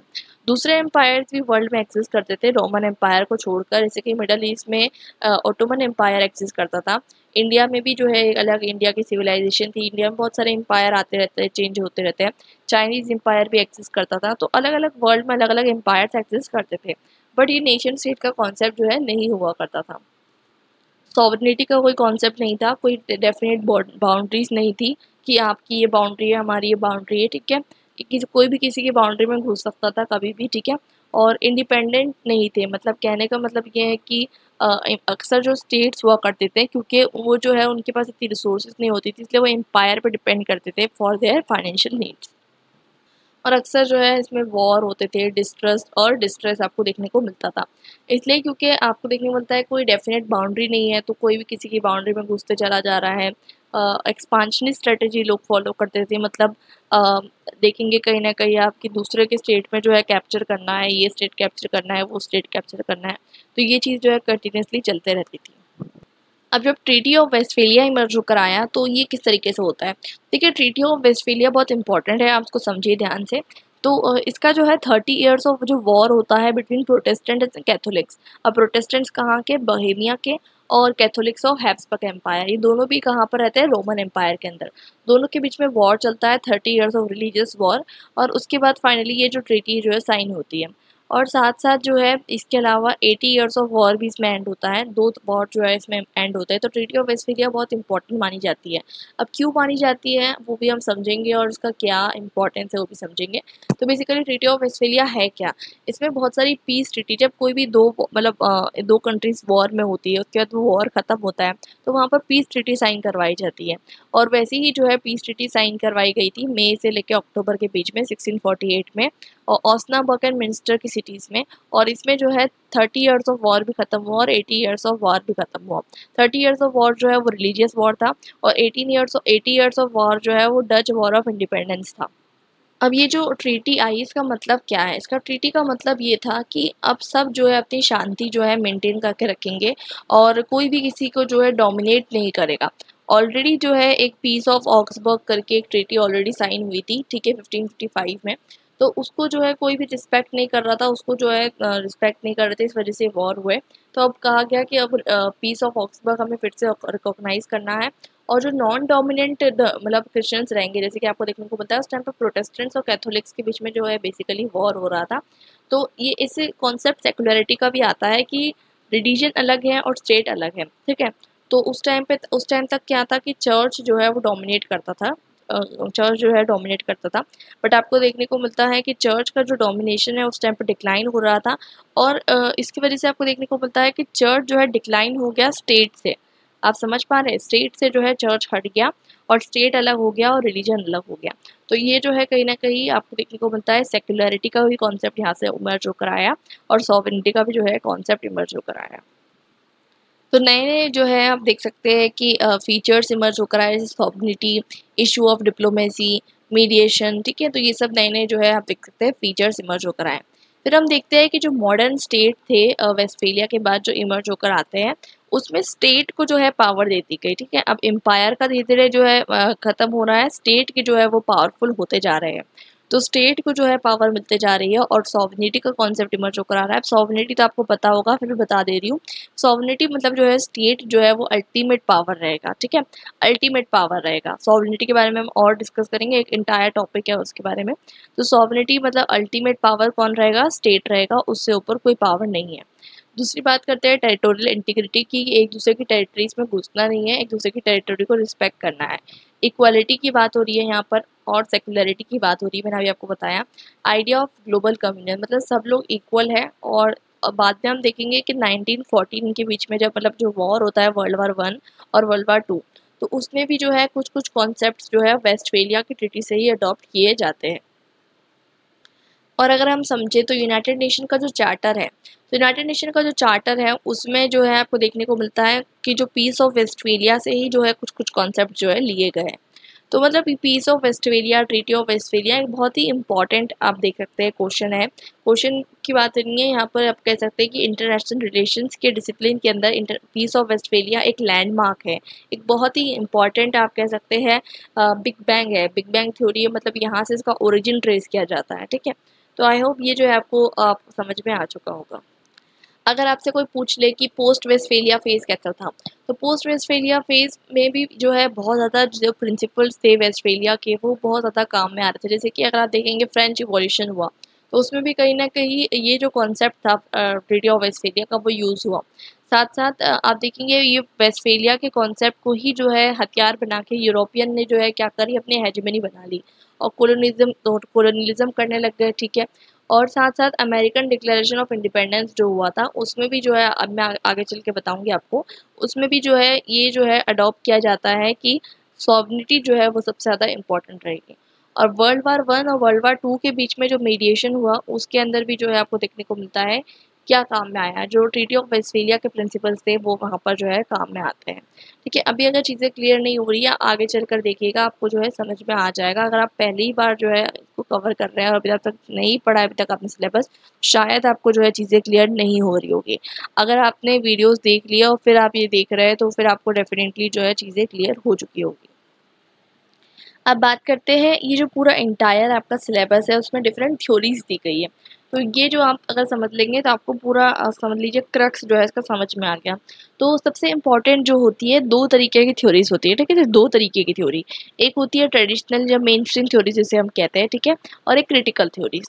तो अब ट्रेडिशनल थ्योरीज मतलब जो मेन स्ट्रीम है उसमें उसके अंदर जो है हमेशा डिबेट चलते रहता है, एक रियलिस्ट और एक लिबरल। ठीक है, दो थ्योरीज है, रियलिज्म लिबरलिज्म आप कह सकते हैं। और एक क्रिटिकल थ्योरीज बहुत सारी मर्ज होकर आती है, जिसमें फेमिनिज्म है, मतलब जो क्रिटिसाइज करती है मेन स्ट्रीम थ्योरीज को। फेमिनिज्म है, न्यू मार्क्सिज्म है, पोस्ट स्ट्रक्चरलिज्म है, कंजर्वेटिज्म है, कंस्ट्रक्टिविज्म है, पोस्ट कोलोनियलिज्म, ग्रीन पॉलिटिक्स, ये बहुत सारी थ्योरीज है। लेकिन ये सब आपके सिलेबस में नहीं है। आपके सिलेबस में क्या है, आपके सिलेबस में आपको पढ़ना है एक तो न्यू मार्क्सिज्म पढ़ना है, जब मार्क्सिज्म भी कहते हैं, और फेमिनिज्म पढ़ना है आपको। ठीक है, ये दो आपको इंपॉर्टेंट थ्योरी पढ़नी है, और कंस्ट्रक्टिविज्म पढ़ना है। ठीक है, अब इसमें भी सबसे ज़्यादा इंपॉर्टेंट मैं आपको बता दूँ मार्क्सिज्म है और फेमिनिज्म है, कंस्ट्रक्टिविज्म से ज़्यादा इंपॉर्टेंट, तो इसको आपको बहुत अच्छे से पढ़ना है। तो बाकी जो है रियलिज्म और लिबरलिज्म तो बहुत ही इंपॉर्टेंट है, तो इसको तो आपको बहुत अच्छे से पढ़ना है। तो मैं आपको जो है पढ़ा देती हूँ बहुत इजी वे में। ठीक है, तो शुरुआत करते हैं रियलिज्म से। तो रियलिज्म एक बहुत ही पुराना आप कह सकते हैं कि अप्रोच रहा है in study of international relations. Sun Tzu, Thucydides, Machiavelli, Thomas Hobbes and Kautilya इसमें इंपॉर्टेंट आप कह सकते हैं थिंकर्स रहे हैं। अब बात करते हैं कि रियलिज्म इंटायरली बेस्ड है पावर पॉलिटिक्स के ऊपर। और पावर पॉलिटिक्स यानी कि ये कि जैसे कि हैंस डे मॉर्गन तो बताते हैं ना कि जो सबसे इम्पॉर्टेंट होता है क्या होता है पॉलिटिक्स में, सबसे ज़्यादा मतलब इंटरनेशनल रिलेशन सबसे ज़्यादा इंपॉर्टेंट क्या होता है, पावर होता है। यही जो है रियलिज्म का कॉन्सेप्ट है, मतलब इसके अंदर सबसे ज़्यादा इंपॉर्टेंट जो कॉन्सेप्ट है वो क्या है, पावर। अब इसके कुछ एजम्पशंस भी है, देखिए एजम्पशंस क्या है मैं बता देती हूँ। वो पहला एजम्पशन ये बताते हैं कि ह्यूमन नेचर जो है सेल्फिश है और ग्रीडी है। पहला जो है सबसे ज़्यादा इंपॉर्टेंट जो उनका कॉन्सेप्ट है, एजम्पशन है, वो ये है।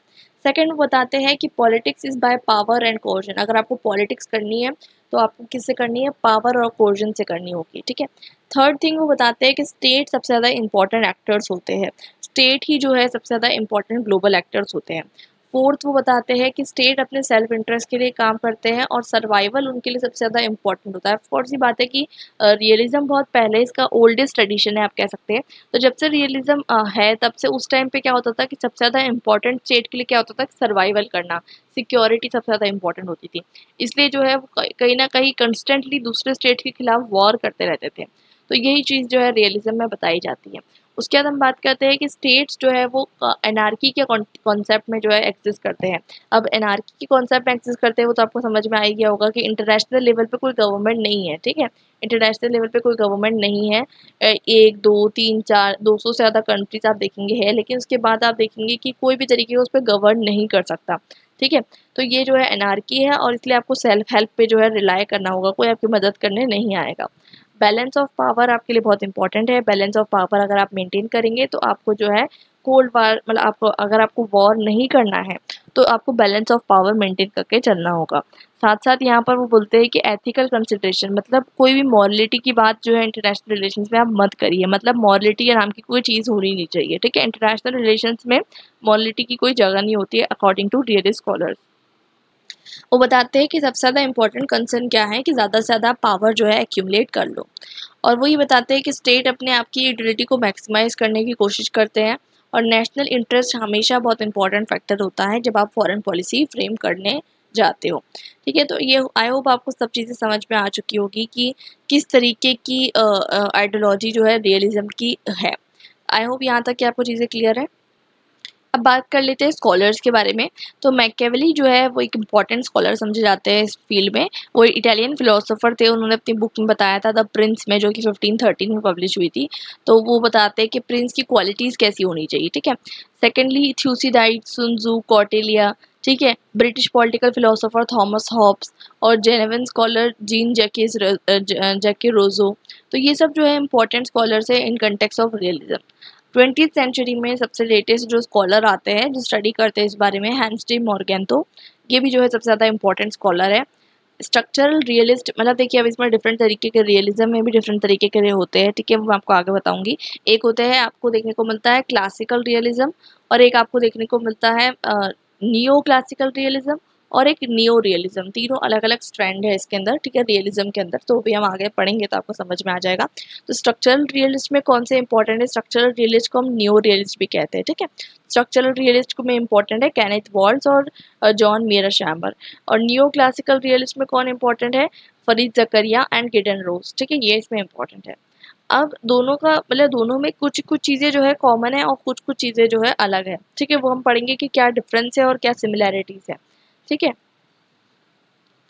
दोनों के लिए जो है सबसे ज़्यादा इम्पोर्टेंट क्या है कि स्टेट जो है, स्टेट क्या करेगा, अपनी सिक्योरिटी मैक्सिमाइज करने की कोशिश करेगा और सर्वाइवल की चांसेस को मैक्सिमाइज करने की कोशिश करेगा। दोनों के लिए कंसर्न सेम रहेगा, ठीक है।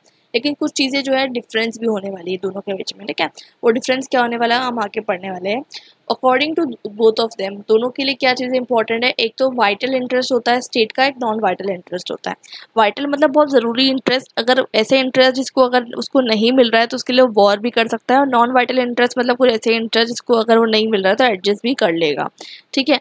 तो ये जो आपको देखने को मिलता है कि वाइटल और नॉन वाइटल इंटरेस्ट में जो है चीज़ें जो है डिवाइडेड है। एक इम्पॉर्टेंट चीज़ जो आपको समझनी है रियलिज्म के अंदर कि इसमें एथिक्स एंड मॉरलिटी की बात नहीं होती, ठीक है। एथिक्स एंड मॉरलिटी जैसे कि प्रिंस जो बुक लिखते हैं मैकियावेली को बहुत क्रिटिसिज्म भी मिलता है इसके लिए। मैकियावेली बताते हैं कि जो राजा होता है, ठीक है, राजा जो होता है उसको अपनी प्रजा को एथिक्स एंड मॉरलिटी सिखानी चाहिए, लेकिन खुद वो इंटरनेशनल रिलेशंस में मॉरलिटी फॉलो नहीं करना चाहिए। ये बहुत ही मतलब कॉन्ट्ररी चीज़ हो गई, मतलब कहते हैं डबल स्टैंडर्ड्स कहते हैं जिसको। तो वो चीज़ वो बताते हैं कि अगर जब प्रोजेक्ट सेट आप डील कर रहे हो तो मॉरलिटी को सिखाइए, लेकिन जब आप इंटरनेशनल रिलेशन में डील कर रहे हैं तो आपको कोई ज़रूरत नहीं है मॉरलिटी की बात करने की। वैसे ही जो है थ्यूसिडाइड्स जो है वो सबसे अर्लीस्ट स्कॉलर है रियलिस्ट के अंदर, ठीक है, सबसे ज़्यादा इंपॉर्टेंट स्कॉलर है। इंडियन कंटेक्स्ट के अंदर भी जो है सबसे ज़्यादा इंपॉर्टेंट स्कॉलर आप देखेंगे कौन है? कौटिल्य है। वैसे ही चाइनीज़ स्कॉलर सुन त्सू जो है, चाइनीज़ स्कॉलर सुन त्सू भी यही बताते हैं कि जो किंग है, किंग को जो है मॉरलिस्टिक नहीं होना चाहिए जब वो मतलब आप जब डील कर रहे हैं इंटरनेशनल रिलेशंस में, आपको मॉरलिस्टिक नहीं होना है। मैकियावेली ये बताते हैं कि किंग को जो है लायन की तरह ब्रेव होना चाहिए, लायन की तरह ब्रेव होना चाहिए और फॉक्स की तरह कनिंग होना चाहिए। अब आपको पता है फॉक्स मतलब लोमड़ी कितनी चालू आप कह सकते हैं चालाक होती है, और ब्रेव लायन जैसा ब्रेव मतलब उसको बहुत ज़्यादा स्ट्रॉन्ग होना चाहिए। दोनों की क्वालिटीज़ होना चाहिए, स्ट्रॉन्ग एंड क्राफ्टी, मैकियावेली के अकॉर्डिंग। तो अब बात करते हैं कि उन्होंने क्या कहा। उन्होंने ये बताया कि पावर मैक्सिमाइजेशन मतलब आपको पावर का यूज़ इंटरनल एरियाज में भी करना है, एक्सटर्नली भी करना है। अपनी प्रजा को भी जो है अपने अपने लिए मतलब जो है आप कह सकते हैं ओबीडियंट बना के रखना है, और इंटरनेशनल रिलेशंस में भी आपको पावर का यूज़ करना है। सिमिलरली अगर हम बात करें हॉब्स की, तो हॉब्स जो है अपना वर्क लेविएथन में लिखते हैं, 3 एजम्पशंस बनाते हैं। एक तो ये कि सारे मैन इक्वल हैं, ठीक है, और मैन इंटरेस्ट इन एनार्की मतलब हर इंसान क्या चाहता है? एनार्की, उसमें कोई रूल ना करे, एक चीज़ वो चाहता है। और तीसरी चीज़ वो ये चाहता है कि बेसिकली मैन जो है मोटिवेटेड होता है वह कॉम्पिटिशन। तो देखिए अक्सर क्या होता है कि ऑफकोर्स की बात है कि कंपटीशन एक ऐसी चीज़ है कि इंसान जो है हर इंसान अपने आप को ऊपर देखना चाहता है, ठीक, कोई अपने आप को नीचे नहीं देखना चाहता। तो यही चीज़ जो है लेविएथन में जो है हॉब्स बताते हैं। और उसके बाद वो बताते हैं कि इस तरीके की जो सिचुएशन है, इस सिचुएशन को बाहर आने के लिए आपको क्या ज़रूरत है, गवर्नमेंट बनाने की ज़रूरत है। जो स्टेट का कॉन्सेप्ट आता है, जो हमने सेमेस्टर 1 में पढ़ा है, हम उस डिटेल में नहीं जाएंगे क्योंकि अभी हमको स्टेट नहीं बनाना है, यहाँ पर हम इंटरनेशनल रिलेशंस की बात कर रहे हैं। तो यहाँ पर वो बताते हैं कि अगर एनार्की रहेगी तो क्या होगा कि पीसफुल कोऑपरेशन पॉसिबल नहीं है। तो ये चीज़ वो बताने की कोशिश करते हैं। अब आई होप कि आपको डिफरेंट स्कॉलर्स के व्यू समझ में आ चुके होंगे। एक कौटिल्य का व्यू हमने देखा, एक हमने थॉमस हॉब्स का व्यू देखा, और साथ साथ जो है हमने sun tzu का व्यू देखा, मैकियावेली का व्यू देखा, थ्यूसिडाइड्स का व्यू देखा। तो डिफरेंट व्यूज़ है स्कॉलर्स के ऑन रियलिज्म। अब हम बात करने वाले हैं कि रियलिज्म के टाइप्स क्या है, मैंने अभी आपको बताए थे। तो एक क्लासिकल रियलिज्म होता है, ठीक है, एक न्यू रियलिज्म होता है, एक नियो क्लासिकल रियलिज्म होता है, ठीक है। अब न्यू रियलिज्म के अंदर भी जो है डिफेंसिव और ऑफेंसिव दो तरीके के रियलिज्म आते हैं, ठीक है। तो ये आई होप आपको समझ में आ चुका होगा। इसके बारे में जब हम पढ़ेंगे डिफरेंसेस क्या है सबके बीच में, तो हमको समझ में आ जाएगा। अब क्लासिकल रियलिस्ट के बारे में मैं आपको बताऊँ तो E.H. कार, ठीक है, और उसके बाद कार्ल वॉन क्लॉसविट्ज जो है, ये सब जो है ये जो है क्लासिकल रियलिस्ट माने जाते हैं। और हैंस डी मॉर्गेंथो सबसे ज़्यादा इम्पॉर्टेंट क्लासिकल रियलिस्ट माने जाते हैं। और वो कहते हैं कि इसका जो स्टेटमेंट है वो ये है कि war is a continuation of politics by other means. मतलब वॉर है क्या, वॉर पॉलिटिक्स ही है। मतलब आप पॉलिटिक्स जो है तो अभी तो आप पॉलिटिक्स कर रहे थे, और वॉर भी जो है पॉलिटिक्स ही है और कुछ नहीं है।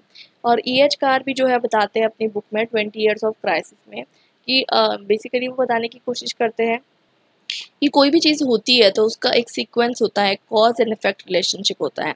और वो बताते हैं कि थ्योरी जो होती है, थ्योरी जो है, अगर आपको कोई चीज़ प्रैक्टिकली करनी है, ठीक है, तो प्रैक्टिकली करनी है तो वो थ्योरी से नहीं होगी, वो बताते हैं।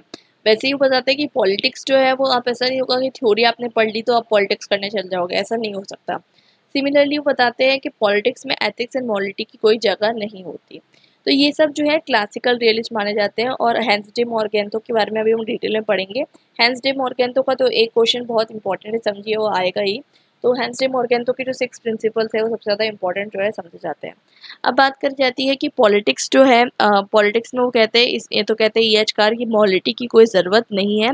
और ये यूटोपियंस को क्रिटिसाइज़ करते हैं। यूटोपियंस को ये क्रिटिसाइज़ करते हैं कि आप बता रहे हो कि वर्ल्ड जो है बहुत पीसफुल रहेगा, ठीक है, ऐसा नहीं होने वाला, वो कहते हैं, ठीक है। वो बताते हैं कि कॉन्फ्लिक्ट जो है वो बहुत ज़्यादा जो है इसेंशियल है।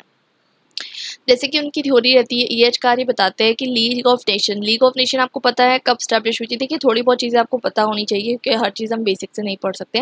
1919 में जो आफ्टर वर्ल्ड वार स्टैब्लिश होती है लीग ऑफ नेशन, और आपको देखने को मिलता है कि जो ट्रीटी ऑफ वर्सले होती है, आपको पता होगा कि 1919 में जो ट्रीटी ऑफ वर्सले साइन होती है, ये बहुत अनजस्ट ट्रीटी होती है, ठीक है। जो लोग हार जाते हैं उनके उनके खिलाफ बहुत ज़्यादा अनजस्ट ट्रीटी साइन होती है, और यही जो है रीज़न होता है सेकेंड वर्ल्ड वार का।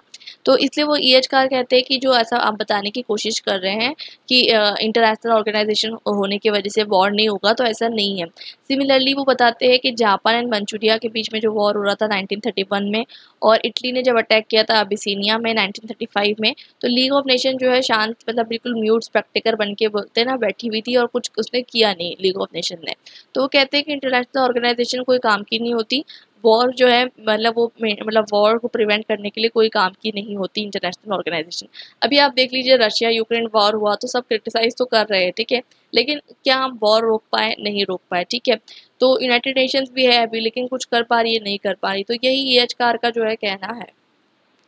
बात करते हैं हैंस डे मॉर्गेंथो की। तो हैंस डे मॉर्गेंथो बहुत इंपॉर्टेंट रहे हैं इस कंटेक्स्ट में। उन्होंने पॉजिटिविस्ट मेथोडोलॉजी को यूज़ किया था, मतलब उन्होंने कहीं ना कहीं साइंस का यूज़ किया था इंटरनेशनल रिलेशंस में, और ये बहुत इंपॉर्टेंट है। और मॉर्गेंथो की जो बुक है इसको क्लासिक माना जाता है क्योंकि ये ऑब्जेक्टिविटी, फैक्ट्स पे बेस्ड है, साइंस पे बेस्ड है, एम्पिरिकल ऑब्जर्वेशन पे बेस्ड है। और साथ साथ जो है इन्होंने जो है इनकी जो पॉलिसी थी, मतलब इन्होंने जो फ्रेमवर्क बनाया था, इसको ही जो है फॉलो करते हुए यूनाइटेड स्टेट्स की जो है फॉरेन पॉलिसी भी बनती है। अब इन्होंने जो है 6 प्रिंसिपल्स दिए थे, और ये बहुत इंपॉर्टेंट प्रिंसिपल्स है, ये हमें समझना है। पहला प्रिंसिपल वो बताते हैं कि पॉलिटिक्स जो है गवर्न होती है बाय ऑब्जेक्टिव लॉज, मतलब पॉलिटिक्स जो है ऑब्जेक्टिव लॉज से गवर्न होती है। कुछ ऐसे लॉज कहते हैं ना जो नेचुरल लॉज है, इसको कोई चेंज नहीं कर सकता। और ये नेचुरल लॉज क्या है? जो ह्यूमन नेचर के अंदर है। और ह्यूमन नेचर को कैसे डिफाइन करते हैं? Selfish, brutal, नेस्टी। ह्यूमन नेचर कैसा है? खराब है। तो अब खराब है तो अब आपको देखने को मिलता है कि अगर ह्यूमन नेचर ही खराब है तो इंटरनेशनल रिलेशन में कोऑपरेशन पॉसिबल नहीं है। दूसरा पॉइंट वो बताते हैं कि नेशनल इंटरेस्ट हमेशा पावर के टर्म्स में डिफाइन होगा। इसका मतलब ये है कि जिसके पास जितना ज़्यादा पावर रहेगा, ठीक है, ध्यान से समझिएगा, इंटरनेशनल रिलेशन कोई ऐसा कॉन्सेप्ट नहीं है कि आपने एक दिन उठा और पढ़ाई कर लिया और सोचा कि चलिए हो गया। ध्यान से चीज़ों को आपको समझना होगा और इसलिए मैं आपको कह रही हूँ कि अगर आपने नहीं देखी है प्लेलिस्ट तो आप जाकर जो है इसे चेकआउट ज़रूर कीजिएगा। तो नेशनल इंटरेस्ट मतलब जिसके पास जितनी ज़्यादा पावर, वही जो है उतना ज़्यादा जो है अपना इंटरेस्ट जो है पूरा कर पाएगा, ये इसका कहने का मतलब है। इंटरेस्ट जो है हमेशा डायनामिक रहेगा, ये इसमें थर्ड जो है असम्पशन है। फोर्थ असम्पशन ये है कि एब्स्ट्रैक्ट मॉरल प्रिंसिपल जो है पॉलिटिक्स में अप्लाई नहीं किए जा सकते, ठीक है, मॉरलिटी की फिर मतलब इसमें कोई जगह नहीं होती। साथ साथ वो बताने की कोशिश करते हैं कि जो aspiration of a national and universal moral principle, देखिए कभी कभी क्या होता है कि जो एक पर्टिकुलर स्टेट जो है को चाहता है, ठीक है, उसके इंटरेस्ट जो है वो मॉरल इंटरेस्ट के खिलाफ भी हो सकते हैं, उसके अलग भी हो सकते हैं, ठीक है, अक्सर ऐसा होता है, ठीक है। अब जैसे रशिया यूक्रेन वॉर, अब रशिया को पता है कि ये जो है गलत है, मैं जो कर रहा हूँ यूनिवर्सल मॉरल प्रिंसिपल्स के अगेंस्ट है, ठीक है, लेकिन वो जो है कहीं ना कहीं नेशनल इंटरेस्ट को जो है प्रायोरिटी देकर क्या कर रहा है, अटैक कर रहा है। तो ये जो है आपको यहाँ पर जो है इंटायर जो है चीज़ देखने को मिल रही है। ऑटोनॉमी ऑफ इंटरनेशनल पॉलिटिक्स की बात की जाए तो ऑटोनॉमी ऑफ इंटरनेशनल पॉलिटिक्स यानी कहने का मतलब ये है कि इंटरनेशनल पॉलिटिक्स अपने आप में अलग सब्जेक्ट है, आप उसको मॉरलिटी के साथ मत जोड़िए, आप उसको जो है किसी और चीज़ के साथ मत जोड़िए, उसको अलग रहने दीजिए। इसको बहुत ज़्यादा क्रिटिसिज्म भी मिलते हैं, देखिए बहुत डिफरेंट लोग इसको क्रिटिसाइज़ करते हैं। 1960s 1970s की बात की जाए तो इसे क्रिटिसाइज़ किया जाता है, इसे कहा जाता है कि ये बहुत मैथोडोलॉजिकल है, थ्योरेटिकल है, ठीक है। दूसरी चीज़ ये बताई जाती है, बिहेवियरल स्कॉलर्स को क्रिटिसाइज़ करते हैं कि ये एक सिंगल थ्योरी मतलब सिंगल थ्योरी नहीं है, इसका कोई साइंटिफिक बेसिस नहीं है।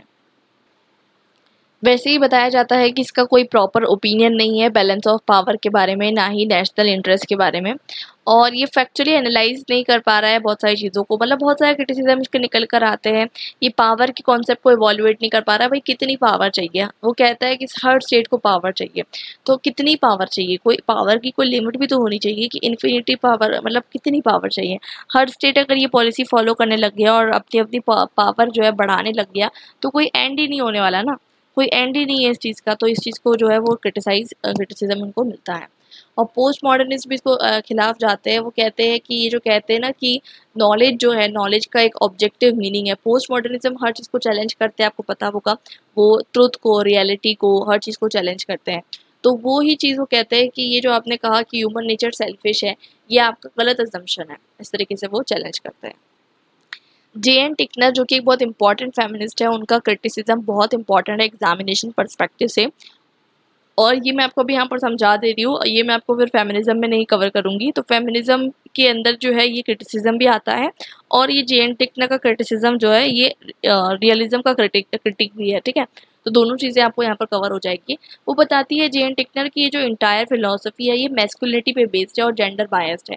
मतलब कहीं ना कहीं आपको देखने को मिलता है कि ये जो आपको देखने को मिल रहा है कि मैन जो है वो पावरफुल है, और मैन जो है कहीं ना कहीं अक्सर जो है वॉर में इन्वॉल्व होते हैं, जैसे कि आपको देखने को मिलता है आर्मी जो होती है वो मैन होती है। तो जे.एन. टिकनर बताती है कि ये जो थ्योरी है ये मैन की तरफ बायस्ड है। दूसरी चीज़ वो ये बताती है कि ह्यूमन नेचर के बारे में जब वो बता रहे हैं कि ह्यूमन नेचर कैसा है, सेल्फिश है, तो ये गलत बता रहे हैं, क्योंकि वो बता रहे हैं कि ये पार्शल नेचर बता रहे हैं, ये विमेन को कंसिडर नहीं कर रहे हैं, ये विमेन और फेमिनिन एट्रीब्यूट्स को जो है कंसिडर नहीं कर रहे हैं, और इसकी वजह से जेंडर बायसनेस आपको देखने को मिलती है। मतलब इन शॉर्ट जे.एन. टिकनर का कहना ये है कि अगर आप वॉर को मतलब अप्रिशिएट कर रहे हो तो आप कहीं ना कहीं फेमिनिन क्वालिटीज़ को जो है वो हटा दे रहे हो, क्योंकि फेमिनिन क्वालिटीज़ कैसी होती है, पैसिफिस्ट होती है, शांति बनाए रखने की जो है क्वालिटीज़ फीमेल के पास होती है। लेकिन ये आप अगर हर चीज़ में वॉर पे फोकस कर रहे हो तो ये आप मैस्कुलाइन थ्योरी दे रहे हो, और ये कहीं ना कहीं विमेन की तरफ जो है बायस्ड है, विमेन के अगेंस्ट बायस्ड है।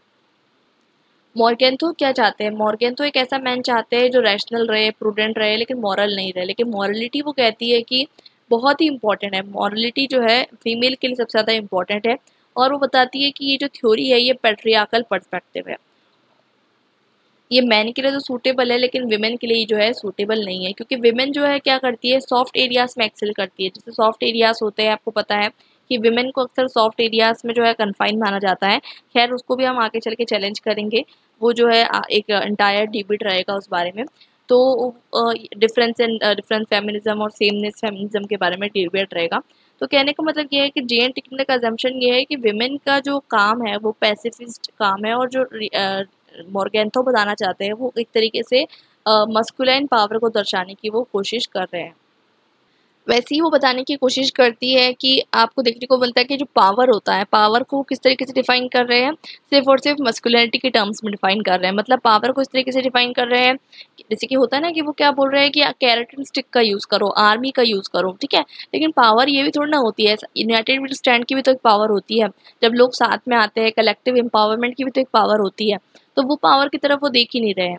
पावर ये भी तो होती है कि हम लोग सब साथ में आ जाए, साथ में मिलकर कोऑपरेट करें, तो ये भी तो एक पावर होती है। लेकिन ये पावर के बारे में बात वहाँ पर हो ही नहीं रही है। अब न्यू रियलिज्म की बात करी जाती है, स्ट्रक्चरल रियलिज्म भी इसे हम कहते हैं। तो इनका फोकस भी सेल्फ हेल्प और स्टेटिज्म पे होता है। इसमें सबसे इम्पोर्टेंट जो स्कॉलर है केनेथ वॉल्ट्ज, वो अपना थ्योरी ऑफ इंटरनेशनल पॉलिटिक्स देते हैं 1979 में।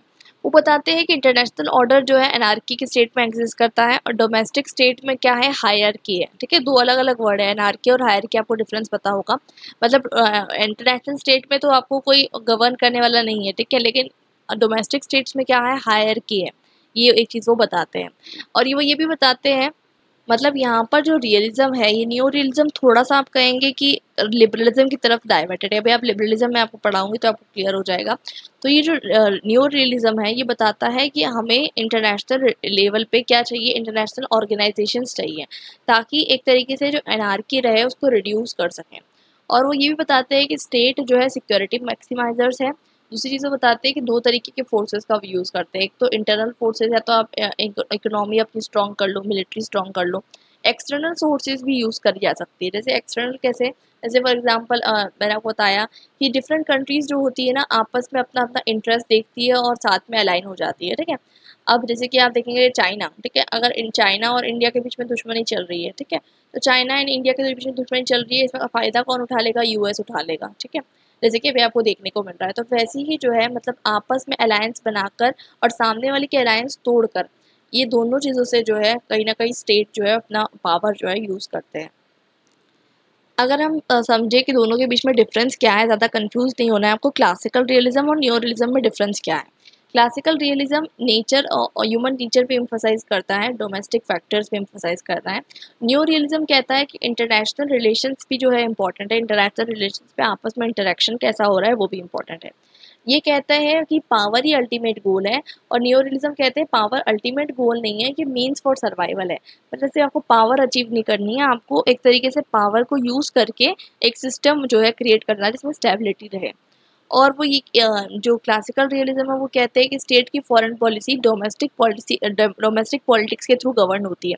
ये कहते हैं कि स्टेट की फॉरेन पॉलिसी डोमेस्टिक पॉलिटिक्स के थ्रू तो होती ही है, लेकिन साथ साथ इंटरनेशनल रिलेशंस के थ्रू जो है गवर्न होती है।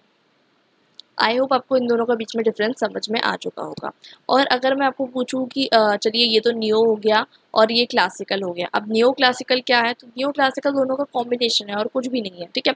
जैसे कि इसमें अगर सिर्फ इंटरनेशनल रिलेशंस के बारे में बात हो रही है, तो यहाँ पर न्यो क्लासिकल में दोनों का पॉइंट्स आ जाएंगे, ठीक है। बहुत ईजी है, मैं आपको जैसे बता रही हूँ, समझ लीजिए ये क्लासिकल है, ठीक है, और ये न्यो रियलिज्म है, ठीक है। तो दोनों के बीच में जो आएगा ये आ जाएगा न्यो क्लासिकल रियलिज्म। इसमें दोनों के फीचर्स आपको देखने को मिलते हैं। मतलब अगर आपने दोनों के फीचर्स पढ़ लिए, उसके बीच में जो आएगा वो आएगा न्यो क्लासिकल रियलिज्म। ये मैंने आपके लिए इजी कर दिया ताकि आपको क्लासिकल रियलिज्म आप अलग पढ़ोगे, न्यो रियलिज्म अलग पढ़ोगे, न्यो क्लासिकल अलग पढ़ोगे। सिंपल सी बात यही है कि न्यो क्लासिकल जो है इसके दोनों के फीचर्स में कंबाइन होते हैं। जैसे कि डायग्राम आप देख सकते हो, न्यो रियलिज्म और क्लासिकल रियलिज्म दोनों के बीच में क्या आएगा, न्यो क्लासिकल रियलिज्म आएगा। अब बात करते हैं डिफेंसिव एंड ऑफेंसिव। मैंने आपको बताया था दो अलग अलग आपको देखने को मिलता है। तो डिफेंसिव ये कहता है, सिंपल सी मैं आपको समझा देती हूँ। डिफेंसिव ये कहता है कि आपको अपनी पावर को डिफेंस मतलब डिफेंस के रूप में यूज़ करना है, ठीक है। सामने वाले पर अटैक नहीं करना है। सामने वाला अगर आप पे अटैक कर रहा है तो आपको डिफेंस में यूज़ करोगे, ये बताता है। और ये भी बताता है कि आपको पावर का बैलेंस मेंटेन करना है। मतलब अब ए स्टेट है और बी स्टेट है, दोनों के बीच में पावर जो है बैलेंस रहेगी, इक्वल रहेगी। लेकिन ऑफेंसिव क्या कहता है कि नहीं, आपको क्या करना है, पावर को क्या करना है, मैक्सिमाइज करते चलना है। मतलब आपका पावर जो है दूसरे के पावर से ज़्यादा होना चाहिए, उसके इक्वल नहीं होना चाहिए, ठीक है। और आपको हेजेमनी जो है मेंटेन करनी है। इसके जो है ऑफेंसिव लिबरलिज्म कह रही हूँ, ऑफेंसिव रियलिज्म के जो प्रोपोगेटर है, हिंकर आप कह सकते हो, मीरा शाइमर है, और डिफेंसिव के जो है वो वॉल्ट्स है, केनेथ वॉल्ट्स। तो ये दोनों आपको समझ में आ चुका होगा। मतलब डिफेंसिव रियलिज्म थोड़ा पीस एंड कॉपरेशन की बात करता है, लेकिन ये जो है डोमिनेशन की बात करता है। वैसे ही मैंने आपको बता दिया। थोड़ा सा देखिए, डिफेंसिव रियलिज्म जो है वो न्यो रियलिज्म की तरफ डाइवर्टेड है, और ऑफेंसिव रियलिज्म जो है वो ज़्यादा क्लासिकल रियलिज्म की तरफ डाइवर्टेड है। तो ये हमने समझ लिया रियलिज्म के बारे में। अब पढ़ते हैं लिबरलिज्म के बारे में। तो लिबरलिज्म के बारे में, जो लिबरलिज्म की एंटायर आइडियोलॉजी है वो मैं आपको यहाँ नहीं पढ़ाने वाली, क्योंकि वो मैंने आपको सेमेस्टर 1 में पढ़ाई थी, ठीक है। तो अगर आपको देखनी है तो आप वहाँ जाकर चेकआउट कर लीजिए। लिबरलिज्म की जो पूरी पॉलिटिकल आइडियोलॉजी आई होप आपने पढ़ी होगी। तो अभी हमारा जो कंसर्न होगा वो लिबरलिज्म इंटरनेशनल रिलेशंस में कैसा है वो हम समझेंगे। तो ये इंटरनेशनल रिलेशंस में एक पॉजिटिव ऑप्टिमिस्टिक व्यू रखता है, ठीक है, ह्यूमन नेचर के बारे में। ये पीस एंड कोऑपरेशन पे फोकस करता है। वो कहता है कि सिर्फ और सिर्फ स्टेट इंपॉर्टेंट नहीं है, नॉन स्टेट एक्टर्स भी इंपॉर्टेंट है।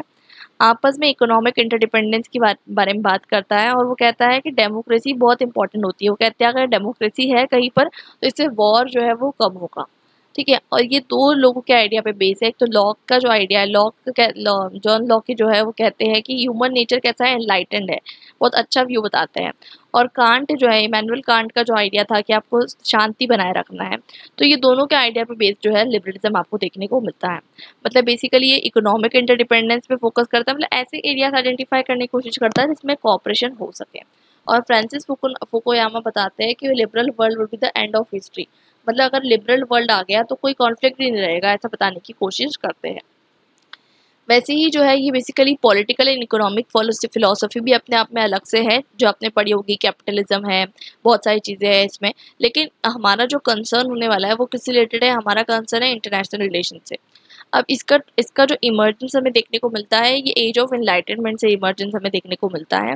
और इसके अंदर दो बेसिकली स्ट्रैंड आते हैं, एक आता है इकोनॉमिक लिबरलिज्म और एक आता है पॉलिटिकल लिबरलिज्म। अब इकोनॉमिक लिबरलिज्म क्या कहता है, इकोनॉमिक लिबरलिज्म कहता है कि प्राइवेट प्रॉपर्टी को एडवोकेट करता है। इसमें Adam Smith, David Ricardo important scholars हैं।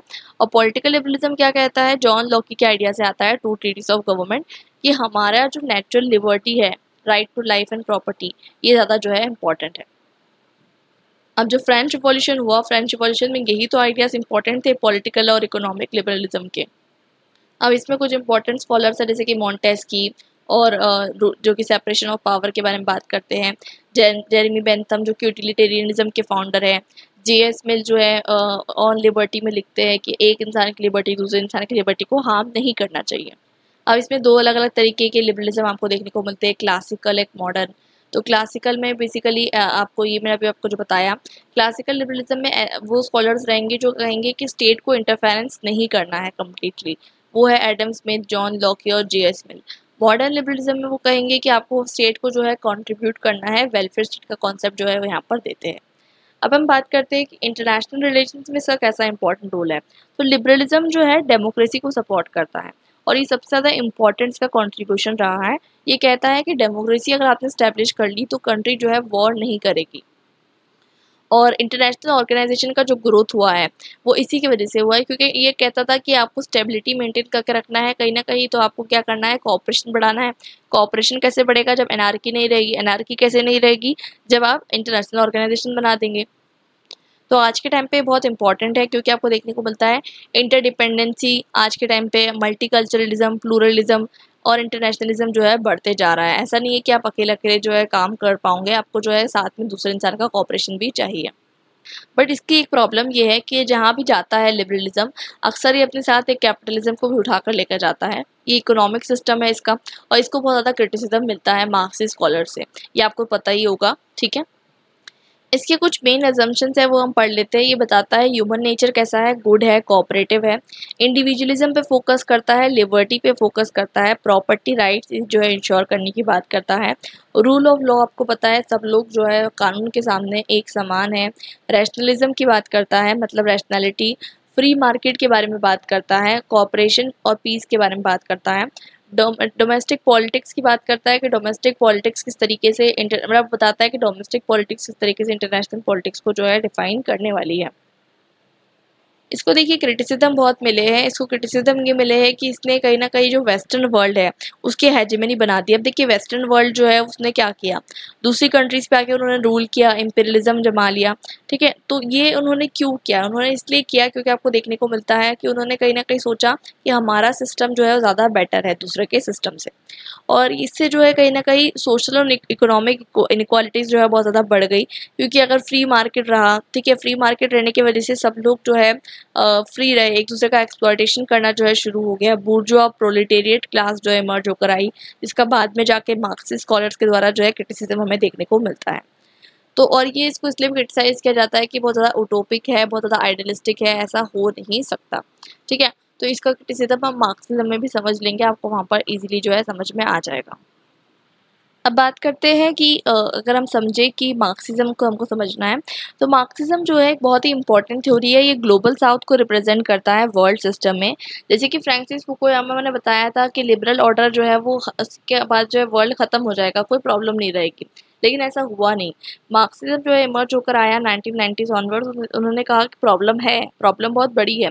प्रॉब्लम बड़ी ये है कि आपको देखने को मिल रहा है कि वर्ल्ड लेवल पे एक्सप्लॉयटेशन हो रहा है, first world countries third world countries को एक्सप्लॉइट कर रही है।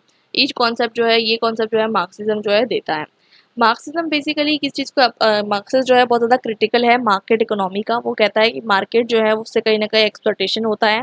बुर्जुआ का वो कहीं ना कहीं क्रिटिसिज्म करता है। वो कहता है कि बुर्जुआ जो है मार्केट फोर्सेस को कंट्रोल कर रहा है। लॉ ऑफ डिस्प्रोपोर्शनलिटी का वो कॉन्सेप्ट देता है। मतलब अगर जो हम देखें कि जो बुर्जुआ क्लास है और जो प्रोलेटेरिएट क्लास है, उनके बीच में जो है कहीं ना कहीं जो रिलेशनशिप है वो अनइक्वल रिलेशनशिप है, इनइक्वालिटी एग्जिस्ट कर रही है। और साथ साथ वो बताते हैं कि जो मल्टीनेशनल कॉर्पोरेशन है ये एक्सप्लॉयटेटिव है, वर्कर की कंडीशंस यहाँ पर अच्छी नहीं है, और सब लोग वर्कर्स को साथ में आना चाहिए और कैपिटलिस्ट के अगेंस्ट जो है रिवॉल्ट करना चाहिए।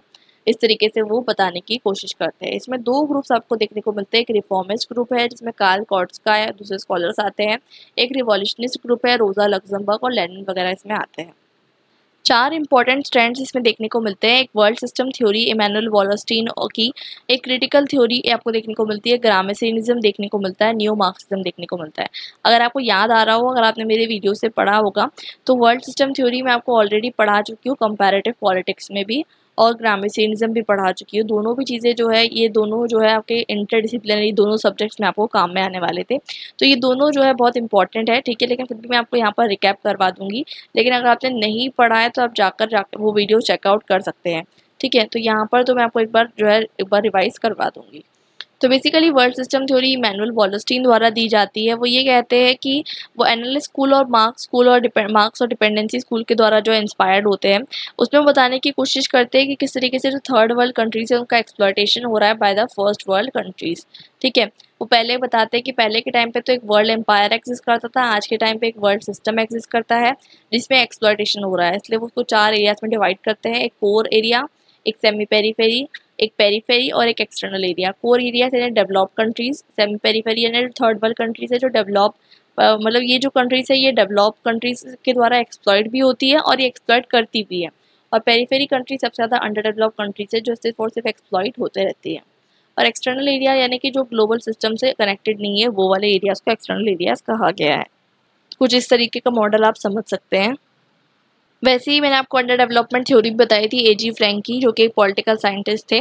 उनकी थ्योरी भी यही कहती है कि जो थर्ड वर्ल्ड कंट्रीज़ है उनका जो एक्सप्लॉयटेशन हुआ है by the first world countries, ये जो है आप यहाँ पर कहीं भी आपको मेंशन नहीं मिलेगा। आपको सिर्फ ये देखने को मिलता है कि थर्ड वर्ल्ड कंट्रीज़ खुद बैकवर्ड है, इंटरनल एक्सप्लेनेशन दिया जाता है। लेकिन ये एजी फ्रैंक बताते हैं कि इंटरनल एक्सप्लेनेशन की जगह वो एक्सटर्नल एक्सप्लेनेशन देने की कोशिश करते हैं। ठीक है, वो ये भी बताते हैं कि जो फर्स्ट वर्ल्ड कंट्रीज है उन्होंने किस तरीके से थर्ड वर्ल्ड कंट्रीज का अंडर डेवलपमेंट किया है। कैसे किया है अंडर डेवलपमेंट, तो वो बताते हैं मेट्रोपोलिस सैटेलाइट मॉडल देते हैं। मेट्रोपोलिस सैटेलाइट मॉडल मतलब ये देते हैं कि जो फर्स्ट वर्ल्ड कंट्रीज है वो मेट्रोपोलिस है और वो कहीं ना कहीं थर्ड वर्ल्ड कंट्री जो सैटेलाइट है उनसे रिसोर्सेज का एक्सट्रैक्शन करती है। चीप रिसोर्सेज का, चीप आप देखेंगे रॉ मटेरियल का जो है एक्सट्रैक्शन जो है करती है, और उसके बदले में उनको जो है टेक्नोलॉजिकली डिपेंडेंट रखती है उनके ऊपर। ठीक है, तो ये जो है आपको यहाँ पर साइकिल देखने को मिलती है जो कि ये बताई जाती है बाय एजी फ्रैंक। इससे मैं डिटेल में इसलिए नहीं जा रही क्योंकि मैं आपको ये सब चीज़ें एक्सप्लेन कर चुकी हूँ ऑलरेडी। दूसरा कॉन्सेप्ट है हेजेमनी का। तो एंटोनियो ग्राम्स्की का जो कॉन्सेप्ट है हेजेमनी का, वही बताने की कोशिश करते हैं कि कहीं ना कहीं आपको देखने को मिलता है कि जो रूलिंग क्लास होती है वो अपना खुद का जो है प्रोपोगेंडा के थ्रू जो है अपने आइडियाज़, अपने आइडियोलॉजी को लोगों तक पहुंचाने के लिए जो है देखते हैं आप किस तरीके से काम करती है। और वो ये बताती है कि स्टेट जो है एक सॉफ्ट पावर का यूज़ करता है। सॉफ्ट पावर का यूज़ करता है यानी देखिए यहाँ पर बताने की कोशिश करते हैं कि स्टेट के दो बेसिस होते हैं, एक बेस है, एक सुपर स्ट्रक्चर है। अब सुपर स्ट्रक्चर यानी वो चीज़ जहाँ पर वो जो है कहीं ना कहीं अपनी मास मीडिया का यूज़ करके या फिर सिविल सोसाइटी का यूज़ करके अपने आइडियाज़ को जो है लोगों तक पहुँचाने की कोशिश करेगा। तो ये जो है वो बताने की कोशिश करते हैं। और इसी चीज़ को वो क्या कहते हैं, हेजेमनी कहते हैं। हेजेमनी यानी कि ये कि आपको जो है अपने हेजेमनी मतलब आपके माइंड के ऊपर किसी चीज़ का जो है असर रहेगा लेकिन आपको पता नहीं रहेगा। इट मीन्स दैट कि आपके आइडियोलॉजी को, आपके थॉट्स को कोई डोमिनेट कर रहा होगा लेकिन आपको पता भी नहीं चलेगा। मार्क्सिज्म में थर्ड स्ट्रैंड हमको देखने को मिलता है वो है क्रिटिकल थ्योरीज का। जो मॉडर्नाइजेशन थ्योरी का क्रिटिसिज्म मैंने अभी आपको बता दिया, वैसे ही दूसरे स्कॉलर जैसे कि पॉल बेरान, A.G. फ्रैंक, समीर अमीन, रॉबर्ट कॉक्स, ये सब जो है ये भी जो है कहीं ना कहीं इसको क्रिटिसाइज करते हैं। फोर्थ जो स्ट्रैंड हमें देखने को मिलता है मार्क्सिज्म के अंदर वो है न्यू मार्क्सिज्म। इसमें दो इंपॉर्टेंट फिगर है, bill Warren and Justin Rosenberg. वो अपने वर्क में बताते हैं इम्पीरियलिज्म पायनियर ऑफ कैपिटलिज्म। देखिए आपको अगर याद होगा मैंने आपको सेमेस्टर 1 में बताया था, लेनिन का एक मॉडल था। लेनिन का मॉडल ये था कि इम्पीरियलिज्म हाईयर स्टेज है कैपिटलिज्म की, मतलब जब कैपिटलिज्म फैल जाता है तो उसके बाद इम्पीरियलिज्म फैलता है। लेकिन बिल बोलते हैं कि ऐसा नहीं है। अब वो कहते हैं उल्टा मॉडल देते हैं, उनका अलग देते हैं। वो कहते हैं कि इम्पीरियलिज्म की वजह से कैपिटलिज्म जो है फैलता है।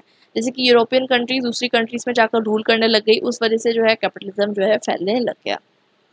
मतलब अगर हम ऑल इन ओवर देखिए कि मार्क्सिज्म चाहता क्या है, तो मार्क्सिज्म ये कहना चाहता है कि जो जितनी भी आइडियोलॉजीज है, चाहे वो लिबरलिज्म हो चाहे वो रियलिज्म हो, उसका क्रिटिसिज्म करता है। वो कहता है कि ये सब आइडियोलॉजीज की वजह से जो थर्ड वर्ल्ड कंट्रीज है उसका एक्सप्लॉयटेशन हो रहा है, और इस वजह से आपको देखने को मिलता है पब्लिक जो गुड था वो हट चुका है फ्रॉम प्राइवेट गुड, और एक्सप्लॉयटेशन जो है वो और ज़्यादा बढ़ते जा रहा है। तो इसी चीज़ में जो एनालाइज करता है मार्क्सिस्ट स्कॉलर्स जो एनालाइज करते हैं पूरे वर्ल्ड को, सिस्टम को। अब बात करते हैं feminist approach to international relations के बारे में। तो फेमिनिज्म अपने आप में जो मूवमेंट है, आपको पता है कि ये सोशल, इकोनॉमिक और पॉलिटिकल इक्वालिटी के बारे में बात करता है बिटवीन डिफरेंट जेंडर।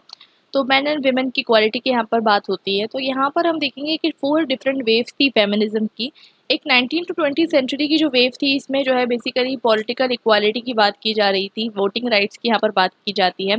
सेकंड जो है रेडिकल फेमिनिज्म की वेव इमर्ज होकर आती है, जो बात करती है पर्सनल इज पॉलिटिकल की। मतलब बताती है कि जो पर्सनल चीज़ें हैं उसके अंदर वो बताती है कि पर्सनल थिंग्स है जहाँ पर वुमेन का एक्सप्लॉयटेशन होता है अंडर द डोमेस्टिक स्फेयर, वो भी जो है कहीं ना कहीं नेशनल स्फेयर में डिस्कस की जाना चाहिए। थर्ड वेव की बात की जाती है, उसमें डिस्कस किया जाता है plurality of voices, differences, intersectionality on basis of colour. मतलब कहने का मतलब ये है कि जैसे कि सारी वीमेन इक्वल नहीं है। इसका मतलब ये है कि जो वुमेन पोस्ट कॉलोनियल जगह पर रह चुकी है और जो वुमेन जो है क्या कहते हैं अफ्रीका में है, जो वुमेन अमेरिका में है, दोनों सेम नहीं हो सकती। इसलिए क्योंकि difference on basis of race, difference on the basis of post colonial experience. जैसे कि इंडिया के केस में आप कास्ट देखेंगे तो दलित वुमेन और एक अपर कास्ट वुमेन, दोनों के अलग अलग आप कह सकते हैं प्रॉब्लम होगा, एक्सप्लॉयटेशन होगा। लेकिन जो अपर क्लास वुमेन है, आप देखेंगे दलित वुमेन से कंपेयर करेंगे तो दलित वुमेन ज़्यादा जो है ऑप्रेस्ड रहेगी। तो यही चीज़ आपको देखने को मिलती है कि प्लुरलिटी ऑफ वॉइसेस को जो है कंसिडर करने की यहाँ पर बात की जा रही थी। फोर्थ वेव जो है बेसिकली ये बात करती है फेमिनिस्ट एक्टिविज्म के बारे में। मतलब ये बात करती है कि आपको कहीं ना कहीं जो है किस यूज़ करना है, इंटरनेट का यूज़ करके, सोशल मीडिया का यूज़ करके अवेयरनेस जो है जनरेट करना है। फेमिनिस्ट बेसिकली जेंडर को यूज़ करते हैं as a category of analysis in world system. और सेक्स जेंडर डिबेट की अगर हम बात करें तो सेक्स जो है वो बायोलॉजिकल है, बायोलॉजिकल समझा जाता है सेक्स को। जैसे कि मतलब एक कैटेगरी है, जैसे कि फॉर एग्जांपल कोई वीमेन पैदा हुआ या मैन पैदा हुआ, ठीक है। मतलब for example it's a biological category, it's not changeable, ठीक है। लेकिन जेंडर क्या है, जेंडर एक सोशली कंस्ट्रक्टेड आइडेंटिटी है। ऐसा जो है फेमिनिस्ट मानती है कि जेंडर जो है सोशली कंस्ट्रक्ट किया गया है।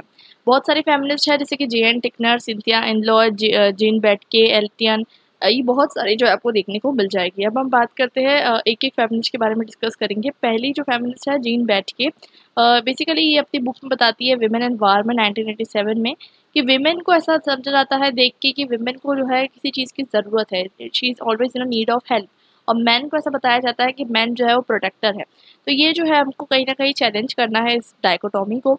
और सेकेंडली मैन को जो है वॉर, मतलब ऐसा कहा जाता है ना कि मैन जो है वो आर्मी रहेगा, वॉर करेगा, ठीक है, उसको जस्ट वॉरियर की तरह दर्शाया जाता है। और विमेन को जो है ब्यूटीफुल सोल की तरह दर्शाया जाता है, और विमेन जो है अक्सर वॉर में जो है विक्टिम बनती है। सिंथिया एनलॉय की बात की जाए तो सिंथिया एनलॉय की बात की जाए तो वो अपनी बुक में लिखती है, मतलब वो अपनी बुक में बताती है, बनाना बीचेस एंड बेसेस उनकी बुक पब्लिश होती है। उसमें बताती है कि विमेन है कहाँ। इंटरनेशनल रिलेशंस में जो विमेन का अंडर रिप्रेजेंटेशन है उसको वो चैलेंज करती है। वो बताती है कि मैन को अक्सर जो है फ्रंट एरिया में रखा जाता है, सोल्जर के रूप में रखा जाता है, और विमेन को अक्सर केयर टेकर, नर्सेस और कुक के रूप में जो है देखा जाता है। इस चीज़ को वो चैलेंज करती है। थर्ड जो है जेएन टिकनर, जैसे कि मैंने आपको बताया कि जेएन टिकनर जो है मॉर्गेंथो का भी क्रिटिसिज्म देती है, और ये बताती है कि इंटरनेशनल रिलेशंस जो है डोमिनेटेड है बाय मैन, और विमेन को जो है मार्जिनलाइजेशन कर दिया गया है। स्पेशली रियलिस्ट थ्योरी ने उसको मार्जिनलाइजेशन कर दिया है, क्योंकि उसमें ये देखा ही नहीं जा रहा कि विमेन का इंक्लूजन है भी या नहीं, सिर्फ और सिर्फ बात की जा रही है किस बारे में, मैन के डोमिनेशन के बारे में। अब जो इंटरनेशनल रिलेशंस का जो डेवलपमेंट हुआ वो डिफरेंट फेजेस में होता है। पहला जो फेज़ होता है वो होता है आइडियलिज्म वर्सेस रियलिज्म। तो सबसे इम्पॉर्टेंट डिबेट यही चलता है। दूसरा जो डिबेट चलता है ये रियलिज्म वर्सेस नियोलिज्म। थर्ड डिबेट में पोस्ट मॉडर्निज्म और फेमिनिज्म जो है इसको चैलेंज करते हैं। ठीक है, अब जितने भी चैलेंजेस आते हैं ना, इन सबको हम रिफ्लेक्टिविज्म के अंदर कंसिडर करते हैं। ठीक है, कंफ्यूज मत होइएगा। ठीक है, रिफ्लेक्टिविज्म के अंदर कंसिडर करते हैं, मतलब पोस्ट मॉडर्निज्म हो गया, फेमिनिज्म हो गया, पोस्ट स्ट्रक्चरलिज्म, सबको हम रिफ्लेक्टिविज्म के अंदर कंसिडर करते हैं। तो रिफ्लेक्टिविज्म वर्सेस रैशनलिज्म, तो ये फोर्थ डिबेट जो है इमर्ज होकर आ रहा है। तो कहने का मतलब ये है कि विमेन का जो कभी तक के क्वेश्चन नहीं आ रहा था इतने टाइम से, सिर्फ रियलिज्म, लिबरलिज्म, मार्क्सिज्म इसका क्वेश्चन चल रहा था, अब जो है विमेन का जो है क्वेश्चन जो है इमर्ज होकर आ रहा है। जैसे कि बताया जाता है कि विमेन जो है डिफरेंट तरीके से वार को एक्सपीरियंस करती है। अभी जैसे कि आपको पता होगा कि मणिपुर वायलेंस के बारे में आपने सुना ही होगा।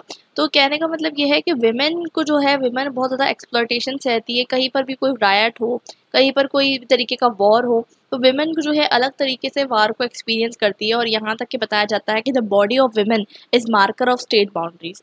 तो इस तरीके से बताया जा रहा है कि विमेन को अक्सर जो है ऑनर किलिंग के नाम पे, या फिर आप देखेंगे पार्टीशन रिलेटेड जो वायलेंस हुई इसमें कितने विमेन को जो है ऑनर किलिंग के नाम पे मार दिया गया। और विमेन को जो है ऐसा माना जाता है कि नेशनल कल्चर का प्रिजर्व, मतलब ये नेशनल कल्चर को प्रिजर्व कर रही है। ठीक है, घर की इज्जत है, देश की इज्जत है। तो इस वजह से जो है बहुत सारे विमेन जो है एक्सप्लॉयटेशन जो है फेस करती है। अगर हम बात करें कि डिफरेंट तरीके के आईआर जो है, आईआर के अंदर डिफरेंट तरीके के फेमिनिज्म एक्सिस्ट करते हैं। अब डिफरेंट तरीके के फेमिनिज्म कौन से एक्सिस्ट करते हैं अकॉर्डिंग टू गोल्डस्टीन? एक होता है डिफरेंस फेमिनिज्म। डिफरेंस फेमिनिज्म ये कहता है कि विमेन एंड मैन के बीच में कुछ डिफरेंसेस एग्जिस्ट करते हैं। ठीक है, इस चीज़ को वो एक्नॉलेज करता है, और वो ये कहता है कि ये डिफरेंसेस एग्जिस्ट करते हैं, लेकिन ये डिफरेंसेस एग्जिस्ट करते हैं इस वजह से विमेन और अच्छे से इंटरनेशनल रिलेशंस में कंट्रीब्यूट कर पाएगी, जितना अच्छे से मैन भी नहीं कर पाएगा। ये चीज़ वो बताने की कोशिश करते हैं, इसे हम डिफरेंस फेमिनिज्म कहते हैं। दूसरा जो इम्पोर्टेंट है आइडिया वो है लिबरल फेमिनिज्म। लिबरल फेमिनिज्म कहते हैं कि इसमें कोई डिफरेंस नहीं है, मैन एंड वुमेन में कोई डिफरेंस नहीं है। अगर आप मैन एंड वुमेन दोनों इक्वल है, और वो बात करते हैं कि हमें इक्वल है इसलिए हमें जो है दोनों को जो है इक्वल रिप्रेजेंटेशन देना है इंटरनेशनल रिलेशंस में। पोस्ट मॉडर्न फेमिनिज्म की बात की जाए तो वो कहते हैं कि विमेन जो है एक सोशली कंस्ट्रक्टेड आइडेंटिटी, मैंने जैसे आपको बताया कि विमेन को अक्सर नर्चरर के रूप में, केयर टेकर के रूप में देखा जाता है। विमेन को जो है ऐसा कभी नहीं देखा जाता कि विमेन आर्मी में लड़ाई लड़ेगी। अभी देखेंगे आपकी इंडिया में भी आप देखेंगे रिसेंटली एनडीए के अंदर विमेन की एंट्री जो है परमिट की गई। तो मतलब विमेन को जो है सॉफ्ट स्टडी एरियाज में कन्फाइन रखा जाता है। तो पोस्ट मॉडर्न फेमिनिज्म इसको चैलेंज करते हैं। अब फेमिनिज्म के कुछ एजम्पशंस होते हैं इंटरनेशनल रिलेशंस में, वो हम समझेंगे। पहला एजम्पशन होता है स्टेट एंड पावर के रिगार्डिंग। वो बताते हैं कि जो स्टेट है वो मैस्कुलाइन है। स्टेट कहीं ना कहीं मस्कुलाइन इसलिए है क्योंकि वहाँ पर मैन का डोमिनेंस है, और इसलिए वो कहते हैं कि विमेन का इंक्लूजन भी ज़रूरी है। और साथ साथ वो कहते हैं कि प्राइवेट इज़ इंटरनेशनल। सिंथिया एनलॉय बताती है प्राइवेट इज़ इंटरनेशनल, इसलिए बताती है कि जो चीज़ें प्राइवेट स्पेयर में इंपॉर्टेंट है, जैसे कि विमेन और मैन का जो डिवीजन है वो प्राइवेट मतलब घर से शुरू होता है, लेकिन ये इंटरनेशनल लेवल तक के एप्लीकेबल है। दूसरी चीज़ वो बताते हैं कॉन्फ्लिक्ट एंड वायलेंस। तो वो बताते हैं कि स्टेट जो है कहीं ना कहीं मीन्स ऑफ वायलेंस है। स्टेट जो है वायलेंस क्रिएट करता है, और वायलेंस किसके खिलाफ? विमेन के खिलाफ। विमेन के खिलाफ कैसे? अब देखिए हर जगह पे जो है विमेन का बहुत ज़्यादा एक्सप्लॉयटेशन होगा, कोई भी वॉर होगा, कोई भी जगह पे आप देखेंगे, एग्जाम्पल आप देख लीजिए, हिस्ट्री उठा के देख लीजिए, जो जितने भी वॉर होते हैं वहाँ पर आपको देखने को मिलेगा कि विमेन का जो है कहीं ना कहीं एक्सप्लॉयटेशन आपको देखने को मिलता है, सेक्सुअल वायलेंस, ह्यूमन ट्रैफिकिंग, और इसके बारे में कोई बात भी नहीं करता। जैसे कि मैं आपको एक बात बताऊँ तो अगर हम सोचें, हम देखते हैं अक्सर कि इतने आर्मी जो है मारे गए, इतने शहीद हुए, ठीक है, लेकिन हम कितने विमेन के बारे में बात करते हैं कि विमेन जो है कितने रायट्स में हर रोज़ जो है मारी जाती है, सेक्सुअल वायलेंस की विक्टिम बनती है, लेकिन उनके बारे में कोई बात नहीं करता। सिमिलरली वॉर एंड पीस की बात की जाए तो ऐसा बताया जाता है कि मैन जो है वो थोड़े एग्रेसिव नेचर के होते हैं, और मिलिट्री मतलब वो मैन कहीं ना कहीं जो है सपोर्ट किसको करते हैं? मैन जो है वॉर को सपोर्ट करते हैं, लेकिन विमेन जो है पीस को सपोर्ट करती है, विमेन पैसिफिस्ट होती है। और यही क्वालिटी को जो है बताने की कोशिश की जा रही है कि विमेन जो है अगर इंटरनेशनल रिलेशंस में आती है तो वो और अच्छे से चीज़ों को हैंडल कर पाएगी। लेकिन वो साथ साथ ये भी बताने की कोशिश करते हैं कि ऐसा नहीं है कि विमेन सिर्फ और सिर्फ जो है सॉफ्ट एरियाज में ही अच्छी है, और वो बताने की कोशिश करते हैं जैसे इंदिरा गांधी, ठीक है, आप देखेंगे मार्गरेट थैचर, ये ऐसे इंपॉर्टेंट हार्ड लाइनर वुमेन थी जिन्होंने बहुत ज़्यादा जो है अपने टाइम पे ऐसे डिसीजंस लिए जो कि आप देख सकते हैं कि इसे हम कहते हैं हार्ड कोर डिसीजंस लिए। तो ऐसा नहीं है कि विमेन जो है नेशनल सिक्योरिटी के साथ कॉम्प्रोमाइज़ कर लेगी और सिर्फ सॉफ्ट स्टडी एरियाज में विमेन अच्छी है, ये तरीके का स्टीरियोटाइप जो है इसे भी जो है वो चैलेंज करते हैं। कंस्ट्रक्शन ऑफ नॉलेज को भी वो चैलेंज करते हैं, जिसको हम अक्सर पोस्ट या फिर हम उसे पोस्ट स्ट्रक्चरलिस्ट फेमिनिस्ट कहते हैं। तो बेसिकली ये कहते हैं कि जो नॉलेज कंस्ट्रक्ट किया गया है कि ये विमेन जो है क्या कहते हैं वीक है, ये नॉलेज को हमें चैलेंज करना है। वेस्टफेलिया सिस्टम को भी जो है क्रिटिसाइज करते हैं, कहते हैं कि वेस्टफेलिया सिस्टम जो है बेसिकली ये कहीं ना कहीं जो है बहुत ज़्यादा हद तक कि इसने विमेन का जो एक्सपीरियंस है इसको जो है काउंट ही नहीं किया। अब इसके डिफरेंट जो है आप कंपोनेंट्स है वो देख सकते हैं। पहला कंपोनेंट है इंस्टीट्यूशन एंड वर्ल्ड ऑर्डर। तो वो बताने की कोशिश करते हैं कि विमेन का जो वर्क होता है अक्सर अनपेड होता है, ठीक है, विमेन जो है जितना भी डोमेस्टिक वर्क करती है उसे अनपेड होता है, और इसी के चलते फिर वो डिमांड करते हैं डिफरेंट चीज़ें, जैसे कि इक्वल पे स्ट्रक्चर, और वर्क प्लेस के अंदर जो हरासमेंट होता है उसके अगेंस्ट पॉलिसी बनाने के लिए जो है कहीं ना कहीं जो है काम करने की बात की जाती है, और जेंडर सेंसिटाइजेशन का प्रोग्राम यहाँ पर ये सब चीज़ों की यहाँ पर बात की जाती है। इनइक्वालिटी एंड जस्टिस जो है मतलब जस्टिस इंश्योर करने के लिए बहुत सारी चीज़ें जो है बात की जाती है कि करना है हमें, जैसे कि सोसाइटल लेवल पे, नेशनल लेवल पे, इंटरनेशनल लेवल पे जस्टिस इंश्योर करना बहुत ज़्यादा ज़रूरी है। अब इसका क्रिटिसिज्म भी उभर कर आता है, ये क्रिटिसिज्म उभर कर आता है कि इसमें सबसे ज़्यादा फोकस जो है विमेन पे है, और इंटरनेशनल रिलेशंस में मतलब इन्होंने अपनी कोई थ्योरी नहीं दी, ये सिर्फ विमेन पे फोकस कर रही है और मैन पे फोकस नहीं कर रही थी कि मैन भी जो है अक्सर टॉक्सिक मैस्कुलिनिटी से सफ़र करते हैं। इट मीन्स दैट कि मैन जो होते हैं अक्सर मतलब उनको जो है क्या कहते हैं, जो उनकी मैस्कुलिनिटी होती है उसके बेसिस पे डिफाइन कर दिया जाता है सोशली स्ट्रक्चर्ड एरियाज में। जैसे कि फॉर एग्जांपल मैन को कहा जाता है कि कहते हैं ना कि मर्द को दर्द नहीं होता, तो वो वाली फिलॉसफी यहाँ पर हमको देखने को मिलती है कि मैन भी जो है सफ़र करते हैं, लेकिन यहाँ पर मैन की बात नहीं की जा रही है, सिर्फ विमेन की जो है बात की जा रही है।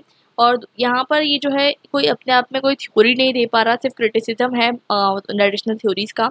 और एक और चीज़ इसमें देखने को मिलती है कि नए नए तरीके के जो कैटेगरीज है विमेन की उसको यहाँ पर काउंट नहीं किया गया। जैसे कि मैंने आपको बताया कि अगर एक कॉलोनियल वुमेन रही है, मतलब फॉर एग्जांपल इंडिया के अंदर कोई विमेन रही है और अमेरिका के अंदर कोई विमेन रही है, तो दोनों विमेन इक्वल नहीं हो सकती। द रीज़न बीइंग कि दोनों का स्ट्रगल जो है वो अलग है, और साथ साथ जो है डिफरेंट कास्ट में, इंडिया के केसेस में आप कास्ट भी ले सकते हैं, और डिफरेंट रेसेस में अलग अलग तरीके से विमेन की जो है सफरिंग आपको देखने को मिलती है।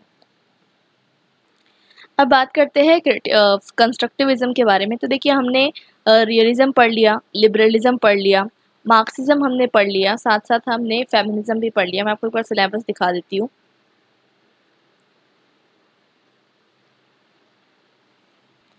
तो ये आपको देखने को मिल रहा है व्हाट इज़ आईआर, हमने डिस्कस कर लिया, हमने बिग बैंग के बारे में डिस्कस किया, ट्रीटी ऑफ वेस्टफेलिया के बारे में, और डी कॉलोनियल अकाउंट्स के बारे में हमने डिस्कस किया। इंडिया के कंटेक्स्ट में किस तरीके से इम्पॉर्टेंट है, आप देख सकते हैं कि जो इमर्जेंस कॉटिलिया की थ्योरी सब हमने डिस्कस किया।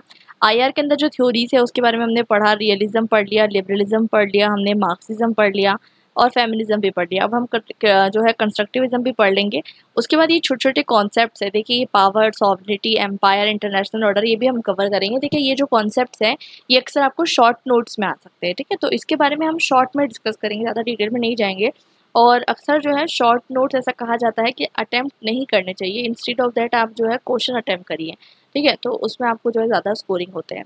तो कॉन्सेप्ट्स जो है कहने का मतलब ये है कि पावर, सॉवरेनिटी, एम्पायर और इंटरनेशनल ऑर्डर, ये चारों जो है आपको देखने को मिलता है कि ये चारों कॉन्सेप्ट जो है ये आ सकते हैं आपके mainly in the terms of short notes. और फोर्थ जो है आपका ग्लोबल आईआर और एक रिलेशनल टर्न, ये जो है हम डिस्कस कर लेंगे। तो इसी के साथ हमारा जो पूरा सिलेबस है ये कंप्लीट हो जाएगा। कंस्ट्रक्टिविज्म बेसिकली एक ऐसी आइडियोलॉजी है जो चैलेंज करती है कि जो नॉलेज का कंस्ट्रक्शन किया गया है, ठीक है, ध्यान से समझिएगा। जो आपने अभी स्टार्टिंग में अगर सेमेस्टर 1 में पोस्ट मॉडर्निज्म पढ़ा होगा तो ये सिमिलर टू दैट ओनली, कि ये बताती है कि जो नॉलेज का कंस्ट्रक्शन किया गया है इसको चैलेंज करती है। वो कहती है कि जो नॉलेज का कंस्ट्रक्शन है इसमें वेस्टर्न हेजेमनी आपको देखने को मिलती है, यूरोसेंट्रिज्म देखने को मिलता है, इस सब चीज़ों को वो चैलेंज करती है। इसके बारे में जो डिटेल में है हम कवर करेंगे ग्लोबल आईआर में, क्योंकि ग्लोबल आईआर में हम देखेंगे कि किस तरीके से यूरोसेंट्रिज्म का कंस्ट्रक्शन किया गया है, तब आपको और ज़्यादा जो है डिटेल में क्लियरली समझ में आ जाएगा। बेसिकली कंस्ट्रक्टिविज्म ये बताने की कोशिश करता है कि 3 लेवल पे जो है कंस्ट्रक्टिविज्म हो सकता है। एक तो सिस्टमैटिक लेवल पे, एक यूनिट लेवल पे, एक होलिस्टिक लेवल पे। तो अलग अलग तरीके से जो है आइडियोलॉजी को कंस्ट्रक्ट किया जाता है। और वो ये कहते हैं कि सोशल रियलिटी ज़रूरी नहीं कि जो दिख रहा है वो सच हो, वो जो आपको सच दिख रहा है वो कंस्ट्रक्ट किया जा सकता है, ठीक है। और बहुत सारी पावर्स जो है इसको कंस्ट्रक्ट करने की कोशिश करते रहती है।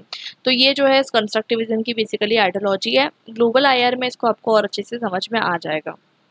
अब बात करते हैं पावर की। तो पावर एक बहुत ही इंपॉर्टेंट कॉन्सेप्ट है। अगर हम देखें तो पावर की जब हम बात करते हैं तो पावर जो है 2 तरीके की होती है मेनली, एक हार्ड पावर, एक सॉफ्ट पावर। तो हार्ड पावर यानी वो पावर जिसमें मिलिट्री फोर्स का यूज़ हो रहा है, अक्सर रियलिस्ट जो है इस पावर की बात करते हैं। सॉफ्ट पावर यानी कि हम देख सकते हैं जो हमारे दिमाग पे काम करती है। मैंने आपको बताया पावर ऑफ अट्रैक्शन, जिसमें कल्चरल पॉलिटिकल आइडिया से हम जो है अट्रैक्टेड फील करते हैं। प्रोपोगेंडा भी एक तरीके की सॉफ्ट पावर होती है और लिबरल इस पे अक्सर फोकस करते हैं। और सॉफ्ट पावर अगर हम देखें तो पीसफुल होती है। लेकिन हार्ड पावर कैसी होती है? हार्ड पावर यानी यूज़ ऑफ कैरेक्टरिस्टिक्स, मतलब कहीं ना कहीं जो है हथियार का यूज़ करने की बात यहाँ पर की जाती है। ये जो है पीसफुल होती है और ये पीसफुल नहीं होती। और इसमें जो है इसकी बेसिक आइडियोलॉजी ये होती है हार्ड पावर की, कि अगर आपको शांति चाहिए, if you desire for piece prepare for वार, अगर आपको शांति चाहिए तो आप युद्ध के लिए तैयार हो जाओ। ये रियलिस्ट की जो है आइडियोलॉजी है और इसी पे जो है हार्ड पावर बेस्ड होती है। दूसरा जो कॉन्सेप्ट है हमारा वो है सॉवरेनिटी का। ये सॉवरेनिटी जो है लैटिन वर्ड से आया है, मतलब सुप्रेनस। उसका मतलब होता है अल्टीमेट पावर, मतलब स्टेट जो है वो सुप्रीम रहेगा। आपस में जो है स्टेट, मतलब जो स्टेट है सुप्रीम रहेगा, उसका जो है उसके पर्सनल अफेयर्स में कोई इंटरफेयर नहीं कर सकता। और इसका कॉन्सेप्ट कहाँ से इमर्ज होकर आया है? वेस्टफेलिया के ट्रीटी से इमर्ज होकर आया है। उसके बाद डिफरेंट स्कॉलर्स को डिफरेंट तरीके से डिफाइन करते हैं, जैसे जीन बॉर्डन भी इसको डिफाइन करते हैं। फिर इंग्लिश फिलोसोफर थॉमस हॉब्स जो है डिफाइन करते हैं कि हर state, in every true state one person must be supreme, मतलब एक इंसान को या एक ग्रुप को जो है सुप्रीम होना चाहिए। सिमिलरली जीन जैक्स रोसियो और जॉन लॉकी भी जो है सॉवरेनिटी के आइडिया को सपोर्ट करते हैं। और आप देखेंगे कि जो फ्रेंच का कॉन्स्टिट्यूशन जो बनता है 1791 के अंदर, उसमें बताया जाता है कि सॉवरेनिटी वन इंडिविजिबल, अनएलिनेबल एंड और अनकॉम्प्रोमाइजेबल है। मतलब कहने का मतलब ये देखने को मिलता है कि फॉरेन फ्रेंच कॉन्स्टिट्यूशन में ये कहा जाता है कि जो हमारा बेसिकली राइट है, जो राइट टू सॉवरेनिटी है, इसे हमसे कोई छीन नहीं सकता, ठीक है। इस बारे में जो है आइडिया इमर्ज होकर फ्रेंच कॉन्स्टिट्यूशन में आता है।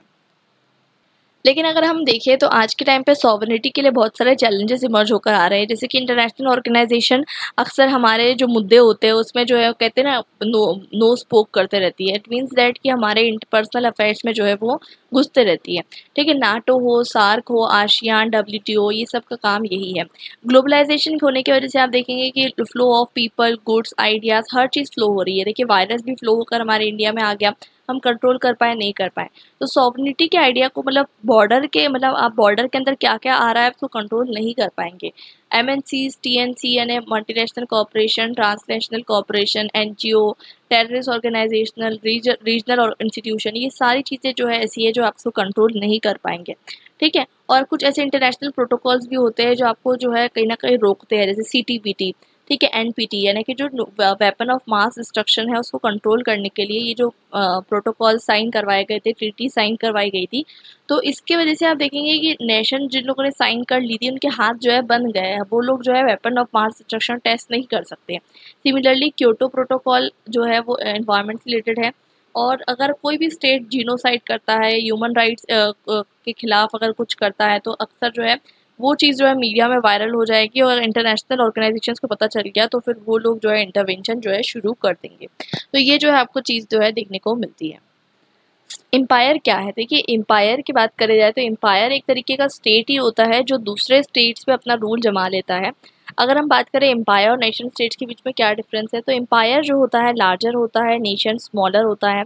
इसकी कोई बाउंड्रीज नहीं होती थी कि एम्पायर जितना फैलना चाहे उतना फैल सकता है, फैलता ही रहता है, अक्सर ऐसी होता है, ठीक है।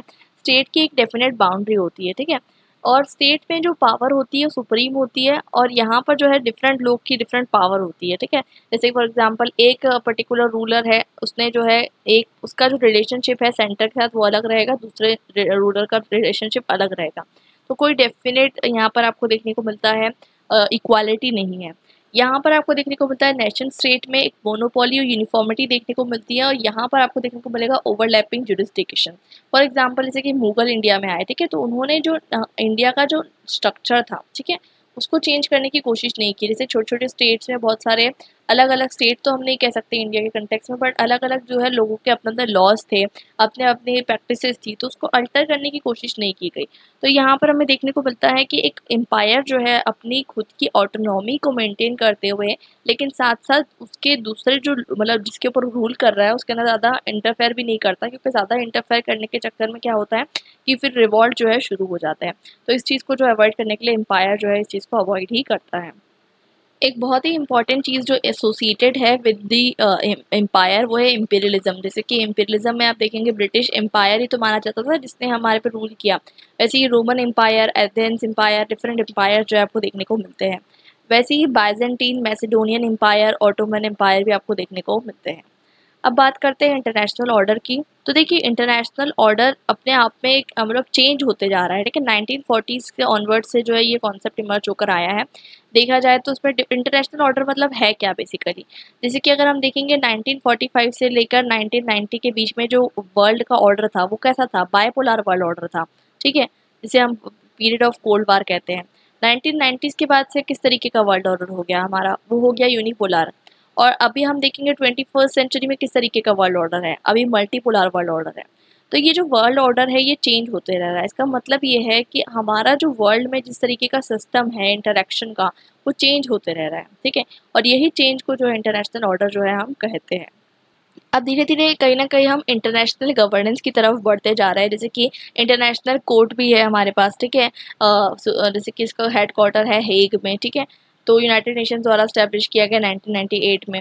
वैसे ही यूनाइटेड नेशन का ह्यूमन राइट कमीशन भी है जो कहीं पर भी इंटरवीन करते रहता है। तो ये सब जो है चैलेंज टू सॉवरेनिटी भी है कहीं ना कहीं आप देखेंगे तो।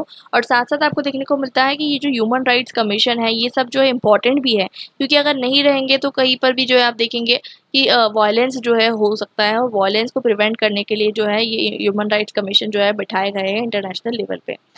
अब हम देखेंगे कि 21st सेंचुरी मैंने आपको बताया कि चाइना जो है राइज हो रहा है, ब्रिक्स, SCO मतलब ब्रिक्स का आपको फुल फॉर्म पता है, ठीक है, आई होप। तो ये जो है बेसिकली ये सब जो है क्या कर रही है, ये सब नई नई ऑर्गेनाइजेशन पावरफुल होते जा रही है और मल्टीपोलर वर्ल्ड ऑर्डर को जो है एस्टेब्लिश करने की कोशिश कर रही है।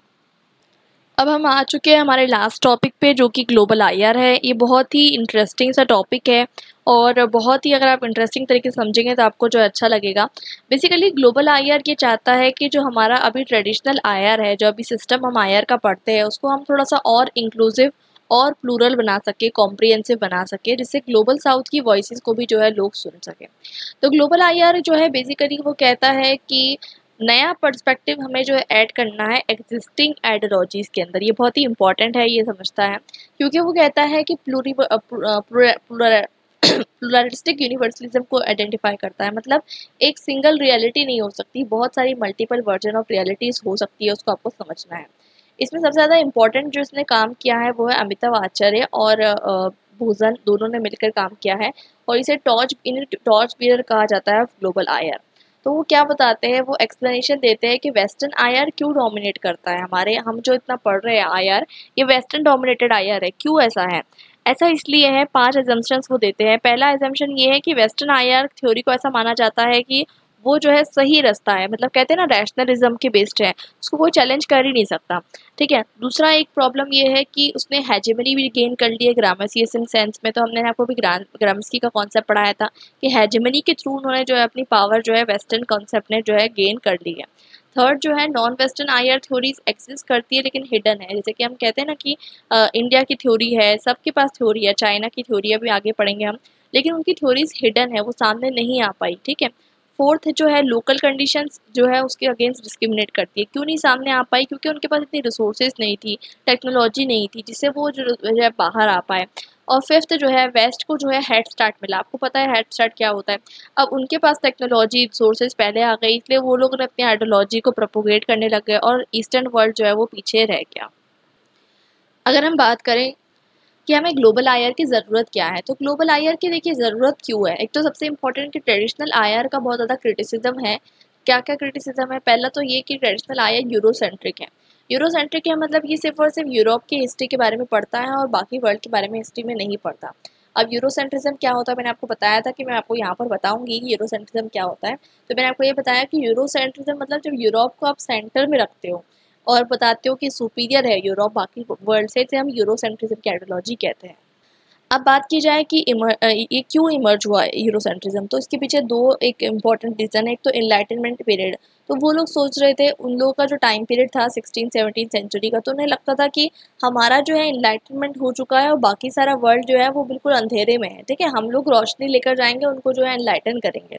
तो ये उनका कॉन्सेप्ट था जिसको हम वाइट मैन बर्डन कहते हैं। आई होप आपने जो अगर मेरे वीडियोस देखे होंगे तो आपको क्लियर हो चुका होगा। कंपैरेटिव पॉलिटिकल एनालिसिस में मैंने आपको ये समझाया था कि किस तरीके से यूरोप का जो है एक डोमिनेंस इसलिए रहता है कि उनको लगता है कि वो लोग का काम है कि हमें जो है क्या करना है, हमें कहीं ना कहीं मॉडर्नाइज करना है। सेकेंडली इवोल्यूशनिज्म, उन्होंने जो है कुछ आइडियाज़ ऐसे ले लिए जैसे हर्बर्ट स्पेंसर डार्विन के, और इवोल्यूशनिज्म के रिगार्डिंग आइडियाज़ ले लिए और उन्होंने बताया कि भाई हमारा जो सिस्टम है वो अच्छा है। ठीक है, हमने जो है सारी चीज़ों को एक्सप्लेन कर दिया, लेकिन इवोल्यूशनिज्म अपने आप में एक थ्योरी थी जो कभी प्रूव नहीं हो पाई, लेकिन उसके बावजूद वो लोग अपने आइडियोलॉजीज़ को जो है बाकी वर्ल्ड पे इस बेसिस पे थोपते जा रहे हैं। उसके बाद बात करते हैं कोलोनियलिज्म। अब जब वो इंडिया में आए, देखिए उन्होंने वेस्टर्न करिकुलम इंट्रोड्यूस किया। अगर मैं इंडिया की बात करूँ, पूरे वर्ल्ड में गए वो लोग, लेकिन इंडिया में जब आए, जब बात करेंगे तो वेस्टर्न नॉलेज कंस्ट्रक्ट की गई, इंग्लिश को इंट्रोड्यूस किया गया। तो एक तरीके से वेस्टर्न डोमिनेंस वो लोग पहले ही क्रिएट कर चुके थे, और यही वेस्टर्न डोमिनेंस जो है उन्होंने किसके थ्रू फैलाई? कोलोनियलिज्म के थ्रू फैलाई। एक और क्रिटिसिज्म हमें देखने को मिलता है कि जो ट्रेडिशनल आईआर है पैरोकियल है। पैरोकियल है, इसका मतलब ये है कि कहीं ना कहीं इसमें डाइवर्सिटी जो है इंक्लूडेड नहीं है, सिर्फ यूरोप की बात यहाँ पर की जाती है। अच्छा, मैं आपको बता दूँ, अगर आप मेरे एक्सिस्टिंग स्टूडेंट हो तो आपको पता होगा कि जो नोट्स आपको जो है मिल जाएंगे टेलीग्राम चैनल पे, जिसकी लिंक आपको मिल जाएगी डिस्क्रिप्शन बॉक्स में। तो अगर आपने ज्वाइन नहीं किया है तो उसको ज्वाइन कर लीजिए, और अगर आप मेरे एक्सिस्टिंग स्टूडेंट हो तो आपको पता ही होगा कि वहाँ पर आपको मिल जाएंगे नोट्स। बाकी अगर आप मेरे मेंबर बनना चाहते हैं तो आप मेंबरशिप टैब पर जाकर जो है चेकआउट कर सकते हैं। अब बढ़ते हैं हम आगे, तो स्टैनले हॉफमैन इसको बताते हैं कि ट्रेडिशनल आईआर जो है वो एक तरीके से अमेरिकन सोशल साइंस है।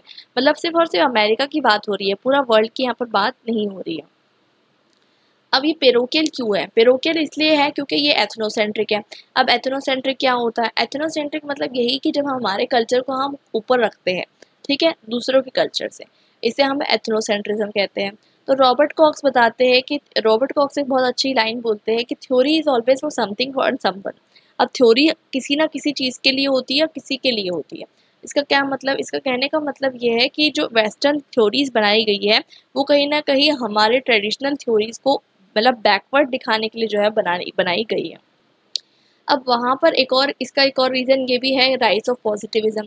वहाँ हमें देखने को मिलता है कि साइंटिफिक डेवलपमेंट हो रहे थे, तो वो लोग सोचते हैं कि हम साइंस के थ्रू हर चीज़ को प्रूफ कर देंगे। लेकिन देखिए, साइंस के थ्रू आप किसी चीज़ को प्रूफ नहीं कर सकते, ये बात आपको ध्यान रखनी है। साइंस जो है वो एविडेंसेस देता है, लेकिन साइंस जो है अल्टीमेट ट्रूथ नहीं होता है।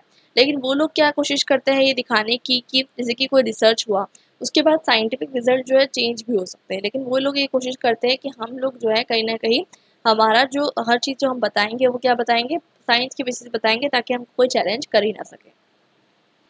अब बात करते हैं नवनीता चड्ढा बेहरा की, तो वो बताती है कि इंटरनेशनल रिलेशंस में 3 प्रॉब्लम है। एक तो यूरोसेंट्रिज्म की प्रॉब्लम है, एक एपिस्टेमोलॉजिकल फ्रेम की प्रॉब्लम है, एक एम्पिरिसिज्म की प्रॉब्लम है। इससे मतलब ऐसा लगता है कि यूरोसेंट्रिज्म अपने आप में मतलब बहुत ज़्यादा डोमिनेट कर रहा है। एपिस्टेमोलॉजिकल फ्रेम आपको पता है, मतलब जैसे किसी भी चीज़ को पढ़ने का तरीका जो होता है, मेथड होती है जो, उसे हम एपिस्टेमोलॉजिकल कहते हैं। तो यूरोपियन ने जो है कहीं ना कहीं उस मेथड पे भी जो है अपना डोमिनेंस बना के रखा हुआ है। अगर हमें ग्लोबल आईआर पढ़ना है तो उसके लिए क्या क्या चैलेंजेस हमें फेस करने होंगे। एक तो हमें एपिस्टेमोलॉजिकल चैलेंज फेस करना होगा, क्योंकि देखिए मेजॉरिटी ऑफ प्रोडक्शन हाउसेस कहाँ पर है, वेस्टर्न कंट्रीज़ में है, इसलिए उनका डोमिनेशन वहाँ बना हुआ है। दूसरा हमें ऑन्टोलॉजिकल चैलेंज फेस करना होगा। ऑन्टोलॉजिकल चैलेंज जैसे कि फॉर एग्जांपल हम जिस तरीके से पढ़ते हैं अभी आईआर को, ठीक है, उसे हमें चेंज करना होगा, ठीक है। मतलब आचार्य एंड भूषण बताते हैं कि हमने जो वर्ल्ड हिस्ट्री है उसको किस तरीके से फ्रेम किया, यूरोसेंट्रिक तरीके से फ्रेम किया है।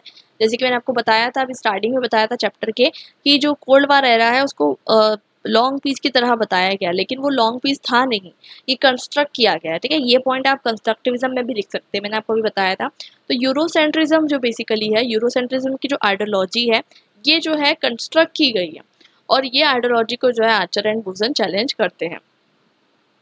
अभी जो ट्रेडिशनल आईआर है आपको देखने को मिलता है, इसमें वेस्टर्न वर्सेस नॉन वेस्टर्न दोनों के बीच में डिफरेंस बताया जाता है, और नॉन वेस्टर्न को बताया जाता है कि बहुत पेरोकियल है, बहुत बैकवर्ड है, अंडर डेवलप्ड है, और वेस्टर्न को बताया जाता है कि बहुत ज़्यादा मॉडर्नाइज है।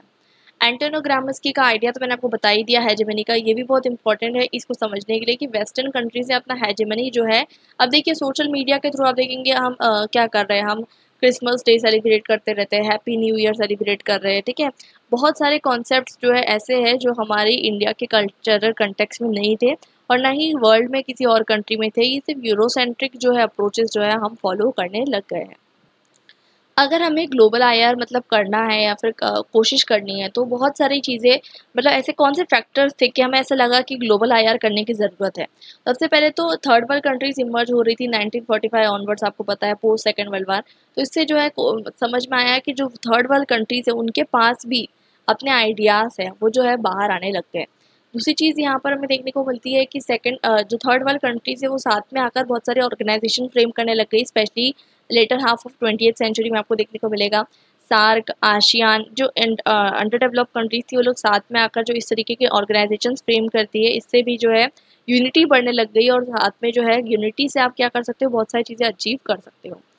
थर्डली जो हम देखेंगे कि नॉन स्टेट एक्टर्स का इमरजेंस होने लग गया, जैसे कि मैंने आपको बताया United Nations, world bank, IMF.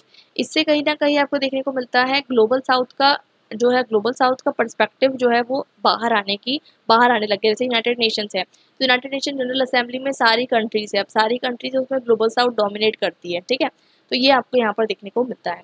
फिर बात करते हैं, उस टाइम पे बहुत सारे क्रिटिसिज्म भी उभर कर आ रहे थे, जैसे कि मैंने आपको बताया पोस्ट मॉडर्निज्म, फेमिनिज्म, ठीक है, और उसके बाद मार्क्सिज्म और मॉडर्नाइजेशन थ्योरी के क्रिटिसिज्म इमर्ज होकर आ रहे थे। मॉडर्नाइजेशन थ्योरी के क्रिटिसिज्म मैंने आपको जो स्टार्टिंग में समझाए थे, एजी फ्रैंक के डिपेंडेंसी थ्योरी, ठीक है। तो ये सब जो है क्रिटिसिज्म उभर कर आ रहे थे, जो कहीं ना कहीं चैलेंज कर रहे थे वेस्टर्न डोमिनेशन को, और इस वजह से ग्लोबल आईआर की जो है ज़रूरत बढ़ते जा रही थी। डिपेंडेंसी थ्योरी तो मैंने आपको समझाई ही थी। एजी फ्रैंक का जो मॉडल है कि मेट्रोपोलिस सैटेलाइट मॉडल, मतलब जिसमें किस तरीके से जो वेस्टर्न कंट्रीज़ है वो कहीं ना कहीं ग्लोबल साउथ कंट्रीज़ का जो है एक्सप्लॉयटेशन कर रही है। फिर बात करते हैं कोर पेरिफेरी मॉडल, जो कि समीर अमीन द्वारा दिया गया था। मैंने आपको वो भी बता दिया था कि किस तरीके से जो फर्स्ट वर्ल्ड कंट्रीज़ है वो एक्सट्रैक्ट करती है resources from the third world countries. उसके बाद बात करते हैं वेस्टफेलियन सिस्टम। तो वेस्टफेलियन सिस्टम को, जैसे कि स्टार्टिंग में आपका चैप्टर के अंदर था कि जो आपका बिग बैंग है, बिग बैंग जो है उसको जो आपको जो है चैलेंज करना है। तो ये जो आपको बताया गया है कि जो ओरिजिन हुआ है वेस्टफेलियन सिस्टम से, ये गलत है। ये गलत है, यूरोसेंट्रिक है, पेरोकियल है, वन डायमेंशनल है। ऐसा इसलिए क्योंकि ऐसे ऑलरेडी इस तरीके का कॉन्सेप्ट हमारे इंडिया में और बाकी दूसरी कंट्रीज़ में एग्जिस्ट करता था, लेकिन इस चीज़ को जो है कंसिडर नहीं किया गया। और एक और चैलेंज जो है सॉवरेनिटी को, जैसे मैंने अभी आपको बताया कि क्या चैलेंज हो रहा है, एमएनसीज एंड टीएनसीज की वजह से बहुत सारा चैलेंज देखने को मिल रहा है। ग्लोबलाइजेशन बढ़ते जा रहा है, तो नेशनल बाउंड्रीज का कॉन्सेप्ट जो है वो ख़त्म होते जा रहा है। और मार्केट प्लेस का तो कोई मतलब कह सकते हैं कि कोई लिमिट ही नहीं है, वो तो पूरे वर्ल्ड में फैला हुआ है। इंटरडिपेंडेंस आपस में जो है बढ़ते जा रही है, जिस वजह से जो सॉवरेनिटी का कॉन्सेप्ट है इसको जो है कहीं ना कहीं चैलेंज मिल रहा है। अब अगर हमें ग्लोबलाइज आईआर करना है तो हम किस तरीके से कर सकते हैं। पहले तो हमें ये जो यूरोपियन हिस्टोरिकल मिथ्स है, ठीक है, उसको हमें मतलब डिकंस्ट्रक्ट करना है। कैसे डिकंस्ट्रक्शन करना है, जैसे कि मैंने आपको बताया कि जैसे कि कोल्ड वार एरा को बताया जाता है कि लॉन्ग पीस है, लेकिन थर्ड वर्ल्ड कंट्रीज़ जो है उनका जो है कोई भी पर्सपेक्टिव नहीं लिया जाता, तो हमें हमारा पर्सपेक्टिव भी ऐड करना है। सेकेंडली सबल्टर्न पर्सपेक्टिव हमें ऐड करना है, जैसे एंटोनियो ग्राम्स्की ने इस पर बहुत अच्छा काम किया है। जो मार्जिनलाइज सेक्शन ऑफ पीपल है उनका पर्सपेक्टिव भी हमें ऐड करना है। उसके बाद जो मेटा नरेटिव है उसको हमें डीकंस्ट्रक्शन करना है। डीकंस्ट्रक्शन करना, जैसे कि मैंने आपको अगेन बता रही हूँ, ये डीकंस्ट्रक्शन वाला कॉन्सेप्ट जो है ये आप कंस्ट्रक्टिविज्म में यूज़ कर सकते हो, ठीक है। कंस्ट्रक्टिविज्म में यूज़ कर सकते हो कि डीकंस्ट्रक्शन किस तरीके से करना ज़रूरी है नॉलेज का। तो डेविस, ठाकुर एंड वेल बताते हैं कि उन्होंने क्या कोशिश की कि आईआर को डीकंस्ट्रक्ट करने के लिए उन्होंने एक राउंड टेबल सोसाइटी बनाई, जिसमें उन्होंने कुछ कंट्रीज ऐसी इंक्लूड की जो एक टाइम पे ब्रिटिशर्स की कॉलोनी रह चुकी, जैसे Canada, Australia, New Zealand, south Africa and India. और ये जो है ये सारी कंट्रीज़ को उन्होंने क्या किया, इनके पर्सपेक्टिव्स को जो है स्टडी करने की कोशिश की। और हमें क्या कोशिश करनी है, हमें आईआर के पर्सपेक्टिव्स डिफरेंट कंट्रीज से लेने हैं। जैसे इंडिया से हम ले सकते हैं, इंडिया का जो वसुदेव कुटुंबकम का यूनिवर्सल ब्रदरहुड का कॉन्सेप्ट है ये बहुत इंपॉर्टेंट, हम ले सकते हैं। वैसे ही कौटिल्य के अर्थशास्त्र से मैंने आपको बताया था मंडल थ्योरी, वो आप ले सकते हैं। वैदिक टेक्स्ट अगर हम बात की जाए तो बिनोय कुमार सरकार के अकॉर्डिंग जो है सॉवरेनिटी जो है ऐतरेय ब्राह्मण के टेक्स्ट में भी फाउंड होती है, ठीक है। सॉवरेनिटी का कॉन्सेप्ट वहाँ भी जो है आपको देखने को मिलता है, ऐसा बताने की कोशिश वो करते हैं।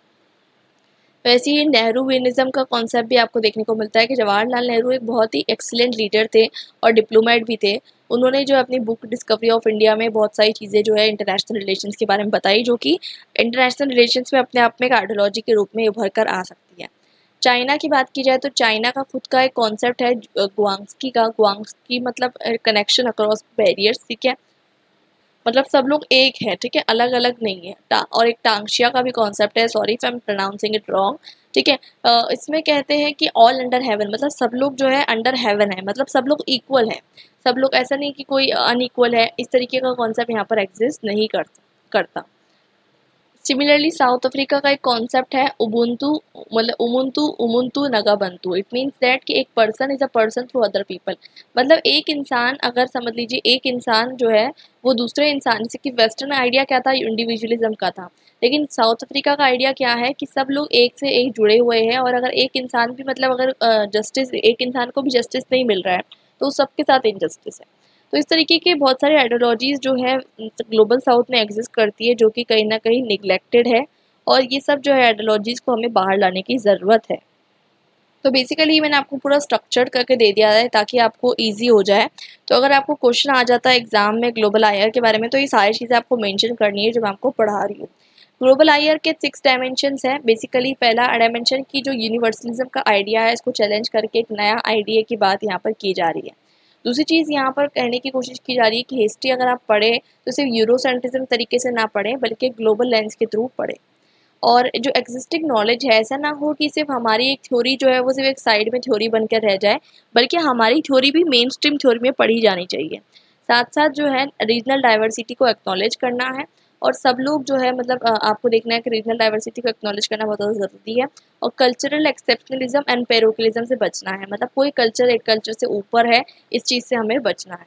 और मल्टीपल फॉर्म ऑफ एजेंसी को हमें रिकॉग्नाइज करना है। अब देखिए यहाँ पर कुछ प्रोमिनेंट स्कॉलर्स के बारे में बताया जा रहा है, जैसे जवाहरलाल नेहरू, वो फर्स्ट थे, उन्होंने जो है न्यूक्लियर टेस्ट को जो है एडवोकेट किया था, मतलब उन्होंने कहा कि न्यूक्लियर टेस्ट को बैन करिए। उन्होंने, मतलब वो बहुत ज़्यादा आइडियलिस्ट थे एक तरीके से देखा जाए तो, वो लोग, मतलब वो जो थे वो कहीं ना कहीं सपोर्ट करते थे पीस को, तो इसलिए उन्होंने कहा कि बैन होना चाहिए न्यूक्लियर टेस्ट, और यही चीज़ बाद में जाकर फिर लोगों को रियलाइज़ हुई। और फिर हमें देखने को मिलता है अफ्रीकन यूनिटी की बात भी उन्होंने की थी, जो बाद में जाकर अफ्रीकन यूनियन के फॉर्म में जो है एक्चुअलाइज होती है। सिमिलरली महबूबुल हक जो है पाकिस्तान से, और अमर्त्य सेन दोनों मिलकर जो है काम करते हैं। और जीडीपी का जो फॉर्मूला, वो लोग जो है बेसिकली पहले तो वेस्टर्न नेशंस क्या करते थे कि कहते थे कि जिसकी जीडीपी अच्छी है वहाँ की कंट्री बेस्ट है, लेकिन ये जो है ह्यूमन डेवलपमेंट का मॉडल लेकर आते हैं, जिसमें हेल्थ एंड एजुकेशन पे फोकस रहता है, ठीक है। तो मतलब ऐसा बताया जा रहा है कि ग्लोबल साउथ पर्सपेक्टिव्स में अपने खुद के बहुत ज़्यादा जो है रिच ट्रेडिशन है, लेकिन इसको इग्नोर कर दिया जा रहा है सिर्फ और सिर्फ यूरोसेंट्रिज्म को पढ़ने के लिए। वैसे ही जो है 2015 में आईएसए जो है मीटिंग करती है न्यू ऑर्लियंस, और बेसिकली डिस्कस करती है कि ग्लोबल आईआर के एजेंडा क्या होना चाहिए। ये एजेंडा है, ठीक है। और पहला एजेंडा ये होना चाहिए कि फ्रेश ट्रेंड हाइपोथेसिस को एग्जामाइन करना है फ्रॉम ग्लोबल हिस्ट्री। दूसरा ट्रेंड ये होना चाहिए कि पावर किस तरीके से डिस्ट्रीब्यूटेड है, इसको एनालाइज करना है। और 200 साल में, अभी देखिए पावर का डिस्ट्रीब्यूशन बहुत चेंज हो रहा है। जैसे कि आप देखेंगे पहले यूरोप के हाथ में अभी पावर थी, ठीक है, फिर अमेरिका के हाथ में चले गई। अब अमेरिका के हाथ से अब कहाँ जा रही है, धीरे धीरे मल्टीपोलर वर्ल्ड में जा रही है। और थर्डली हमें रीजनल डाइवर्सिटी को जो है आइडेंटिफाई करना है। मतलब 6 उन्होंने क्या किए, टोटल उन्होंने जो है कितने मॉडल अडॉप्ट किए थे, डिफरेंट एजेंडा उन्होंने जो है अडॉप्ट किए थे, अराउंड 6 एजेंडा उन्होंने जो है अडॉप्ट किए थे कि रीजनल डाइवर्सिटी को हमें जो है रिस्पेक्ट करना है। और वो ये भी कहते हैं कि हमें मतलब ये भी पढ़ना है कि कहीं ना कहीं किस तरीके से स्टडी की जाती है, स्टडी किस तरीके से की जाती है वो भी हमें स्टडी करना है। और इंटरनेशनल और लोकल लेवल पे जो कॉन्सेप्ट है उसे हमें समझना है, और साथ साथ डिफरेंट सिविलाइजेशन को जो है हमें समझना है। अब बात करते हैं कि और भी कुछ आइडियाज़ है, जैसे कि गांधीज़म का जो आइडिया है वो भी एक इम्पॉर्टेंट आइडिया हो सकता है इंटरनेशनल रिलेशंस में। और उन्होंने जो है सत्याग्रह का आइडिया दिया था, नॉन वायलेंस का आइडिया जिसे हम कहते हैं। वैसे ही अमर्त्य सेन का आइडिया भी बहुत इंपॉर्टेंट है। अमर्त्य सेन कहते हैं कि डेमोक्रेसी जो है वो इंडिया से मतलब जो है उसकी शुरुआत हुई, ऐसा वो कहने की कोशिश करते हैं अपनी बुक आर्ग्यूमेंट ऑफ इंडिया में। अब देखिए ग्लोबल आईआर करने के लिए डिफरेंट तरीके होते हैं, पहला तरीका तो ये हो सकता है कि थ्योरिस्ट फोकस्ड, मतलब या तो आप जो थ्योरिस्ट पर्सन है उस पर आप फोकस करिए। जैसे कि आपने थ्यूसिडाइड्स, हॉब्स, मैकियावेली ये तो पढ़ा है, लेकिन इंडिया के कंटेक्स्ट में कौन मैकियावेली है, इंडिया के कंटेक्स्ट में कौन हॉब्स है, वो आप समझिए। वैसे ही जो है फॉरेन पॉलिसीज आप समझिए वेरियस लीडर्स की, जैसे कि जवाहरलाल नेहरू की पॉलिसी समझिए। वैसे ही आप एशियन स्कॉलर्स को जो है पढ़िए, एशियन स्कॉलर्स को पढ़कर आप, बहुत सारे एशियन स्कॉलर्स ने ये काम किया है कि जो वेस्टर्न थ्योरीज होती है उसे इंडियन कंटेक्स्ट में या फिर एशियन कंटेक्स्ट में अप्लाई करके देखा है कि काम कर रही है या नहीं कर रही। और अक्सर वेस्टर्न थ्योरीज जो है वो इंडियन कंटेक्स्ट में काम नहीं आएगी, ठीक है, क्योंकि इंडिया की कल्चरल जो आइडेंटिटी है वो बहुत अलग है उन कंट्री से। तो जैसे कि कांति और वाजपेयी ने जो है ये काम, कांति वाजपेयी और AP राणा ने जो है इंडिया के कंटेक्स्ट में बहुत सारी वेस्टर्न थ्योरीज को अप्लाई किया है। तो आई होप कि आपको इंटायर जो पूरा का पूरा सिलेबस था ये समझ में आ चुका होगा। इजी सा सिलेबस था, अगर आपको नहीं समझा है तो आप 2 से 3 बार ये वीडियो देख सकते हैं, क्योंकि कहीं ना कहीं ये जो आपको एक कंटेक्स्ट जो है इसका पूरा सिलेबस का जो क्रक्स है ये यही है, और यही जो है आपका पेपर का बेस होने वाला है। सारी थ्योरीज जो है मैंने आपको समझा दी है, और आपको यूरोसेंट्रिज्म भी समझा दिया है, ग्लोबल आईआर भी समझा दिया है, सब समझा दिया है। इसके बाहर जो है पेपर नहीं आएगा, यही आपका पूरा इंटायर सिलेबस है, और इसके नोट्स भी मैं शेयर कर दूंगी ऑन माई टेलीग्राम चैनल। अब हम मिलते हैं हमारे नेक्स्ट वीडियो में, till then bye and happy learning.